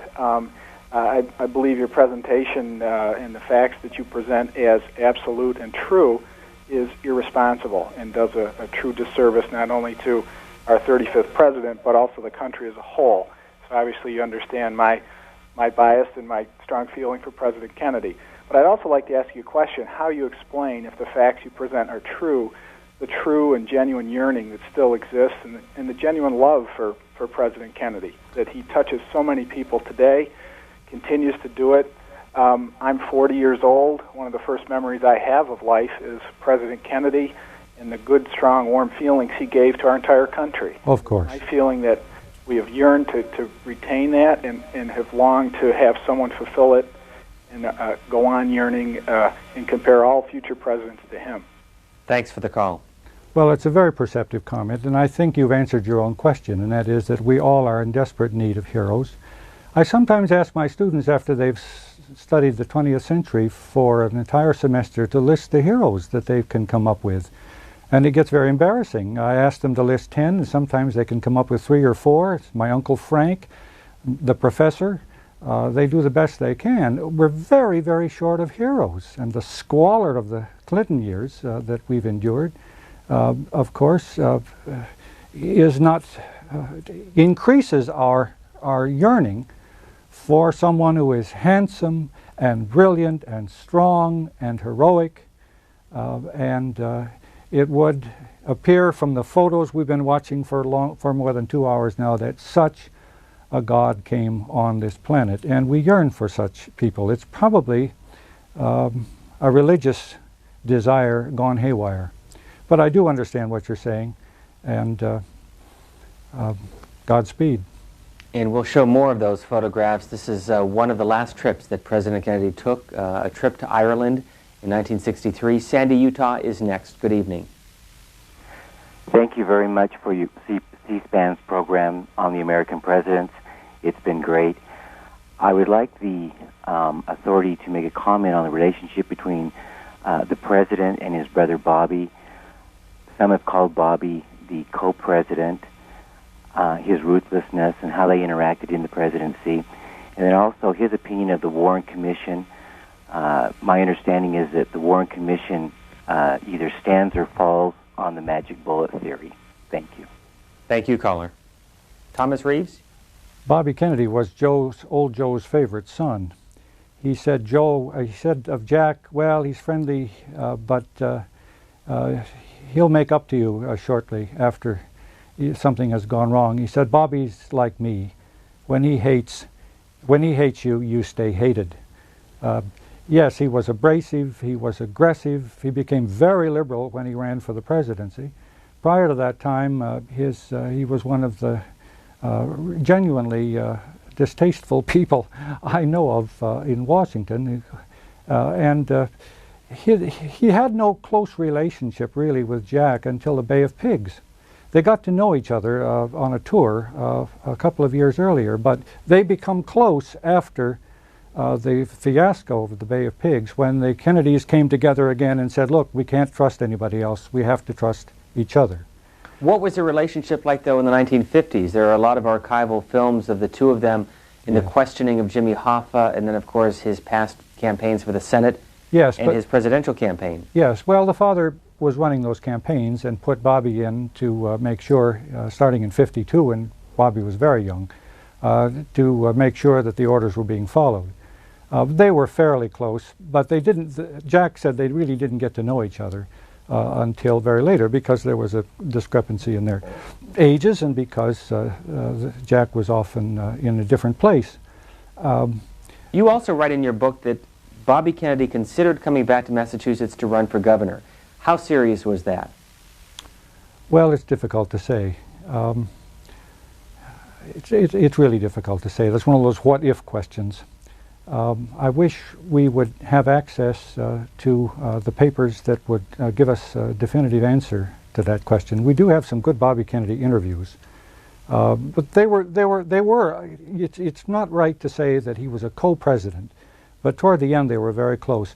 After the Bay of Pigs, they got together something called Operation Mongoose, which cost $50 million a year. It was all done secretly, and it was trying to kill Castro and disrupt the Cuban economy. We didn't know about that until 1975. Bobby ran it and did so under the aegis of his brother. There were similar programs later in the Kennedy administration. The first floor of this house, the basement, actually includes a number of photographs of the Kennedy family. We'll show you some of that as we get a call from Laurel, Maryland. Good evening. Hello, good evening to your author, and I guess I wanted to hear, now that you've touched on the Bay of Pigs invasion, what the author's view was on that and how Kennedy's betrayal to the Cuban exiles affected his character. Well, it's a whole chapter in my book. It isn't that it affected his character, it's that his character affected the Bay of Pigs. There was indecision, there was a lack of courage, there was inattentiveness. He ruined the Bay of Pigs invasion, but if he had listened to Adlai Stevenson and some of the others who simply argued that it was politically ridiculous and absolutely immoral, he wouldn't have gone through with it anyway. But he listened to a man named Richard Bissell and some of the other CIA top commanders, and he went ahead with it very reluctantly, but he went ahead with it. And he fouled it up in every way. He moved he moved the destination and into a place that he obviously had not studied. He cut down the initial invasion, the initial air invasion, to help the poor 1,400 men who hit the beach, and then he canceled the second airstrike. And 10% of them died, and over 1,000 of them were rounded up. And then he went to a big meeting of Cubans in Miami with his wife and charmed them all and gave a thrilling speech, and then started Operation Mongoose to kill Castro. Philadelphia, you're next. Good evening. Good evening. This is fascinating.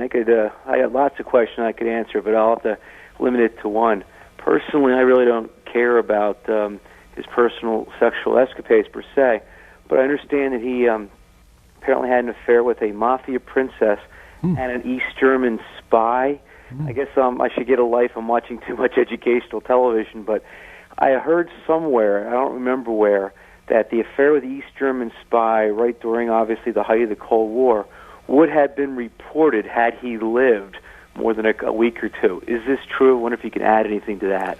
I think what you're referring to is an incident during his time with the Office of Intelligence right after he went into World War II. Jack Kennedy should have been court-martialed twice, and would have if his father had not stepped in and stopped it. He should have been court-martialed once for being caught in bed with a woman named Inga, he called her Inga Binga, who was thought to be a Nazi spy, and the FBI had her bedroom tapped, and Jack was blabbing away about what he was going to do and what his orders were, and so on.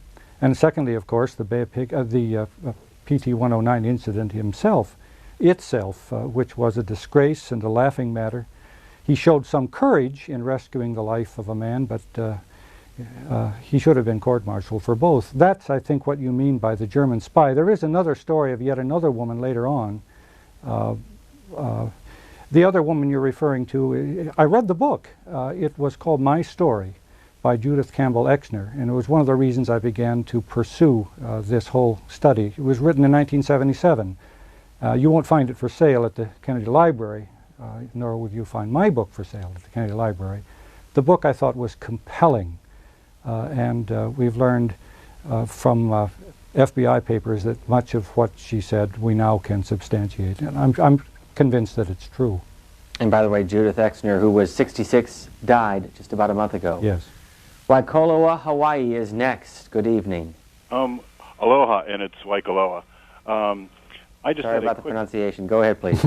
I thought I was so impressed. I thought I did it so well. Go ahead. The vowels are like Spanish. But Okay. anyway, Next time I'll just say Hawaii. Thank you. I had a question for Mr. Reeves. Earlier, Mr. Reeves had said that the only real job Jack Kennedy ever had was as a journalist. And I didn't think that was a very fair characterization, since he served the nation as a president, as a naval lieutenant, and as He a said private industry. He said a private job. Oh, private industry. I'm sorry. We'll get a call from Columbus, Ohio. Good evening. Hello, Columbus. Yeah, I was wanting to know to see if J.F. Kennedy and Marilyn Monroe had a relationship or not. Thomas Reeves, was there a relationship between the two? Yes, indeed there was, and Bobby was involved in it. That's something that a lot of people don't want to hear. The trouble is the facts make it quite clear. Again, it's part of the irresponsibility that might well have come out and caused a great deal of trouble in the elections of 1964. If Barry Goldwater had indeed run against him in 1964, and we knew 5% of what we know now, President Goldwater would have greeted us with a smile. There's a chapter in my book on it. I looked at it very carefully, and it's no good just to say, well, those were the 60s and so on and so forth. Did you see that her dress went for sale the other day at $1.2 million or something of the fair, and the journalist referred only to her singing at the birthday party in Madison Square Garden. There was much more to it than that, and all the insiders knew it, and that's why when you see films of it, the audience is howling. It's the worst kept secret in D.C. and in Hollywood through these years. What was President Kennedy's relationship like with J. Edgar Hoover, the director of the FBI? It was great tension. What was my question for my students is, what is the very first thing John F. Kennedy did after being elected? Answer, reappointed J. Edgar Hoover. Hoover had enough on the Kennedys to sink them instantly, and they knew it, and they treated him with great deference. In fact, we now know that Joe, the father, was a special agent of the FBI. And in this way, undoubtedly, he was going to inform on Hollywood personalities through people he knew in Hollywood, trying to call attention to communists in the film industry. They held him in the highest, with the highest regard, because his files would have simply sunk them all. And Hoover and Bobby, of course, detested each other for a number of reasons, but that has to do with the relationship. Jack would cross a lot of people. Bobby would cross labor leaders. They'd cross gangsters. They would not cross J. Edgar Hoover. He was the most feared man in Washington, not just to the Kennedys, but for a great many others. Thomas Reeves is in Washington, and as we've been saying throughout the course of the program, we are in Brookline, Massachusetts, the boyhood home, one of the early homes of Joseph and John Kennedy. They both served in the Navy, and there is a picture on the second floor of the two of them. Joe Kennedy was killed as he was flying a mission over the English Channel, and John Kennedy, of course, was born here in 1917. The family left in 1921, moved just a couple blocks away. We'll show you that picture and get a call from Fayetteville, Tennessee. Good evening. Yes. Hello? Yes, go ahead, please. Yes, I wanted to say that I appreciate C-SPAN. I appreciate what Mr. Reeves is saying. As a young man, I felt that Mr. Kennedy was not a correct person, and when I hate to say it, but when he was assassinated, I personally breathed a sigh of relief. I felt that it was better for our nation, that one man should perish, that whole nation should dwindle in disbelief. Well, that is a statement I'm sorry I can't endorse. I find nothing at all positive about the assassination. Sorry. In doing the research, what new about John Kennedy did you learn besides what we've talked about already, the personal side of him? You also write about his political side. Well, I learned a great many things. The book can be distinguished, I think, by its focus. And I wanted to find out, I wanted to investigate the question of character, and then I wanted to see if I could track it in what Kennedy did. And I think I was successful. Even Professor Dalek said, well, can you show that it mattered? And I think I was able to do that, both in foreign affairs and in domestic affairs. But the thing that I learned that interested me the most was the control the father had over the young man and the growth the young man began to show in the less than 2 years he had on his own. I think he might have become something of what the family claims he was. Thomas Reeves, joining us in Washington, the author of a book called A Question of Character, The Life of John F. Kennedy. Thanks very much for joining us. Thank you. A number of people that we want to thank, including Cablevision, the local cable affiliate here in Boston and in Brookline, the John F. Kennedy Library, which has allowed us to show you a number of the pictures, the films, and the videotapes that we have used during the course of this program, and the staff here at the Kennedy Boyhood Home from Brookline, Massachusetts, the National Park Service, which has been operating this facility for the last 30 years. We continue our American President series over the next couple of weeks as we look at the presidency of Lyndon Johnson and of Richard Nixon. We thank you for tuning in tonight, and we'll continue during the course of the evening with more films and speeches of the Kennedy administration. Thanks for watching.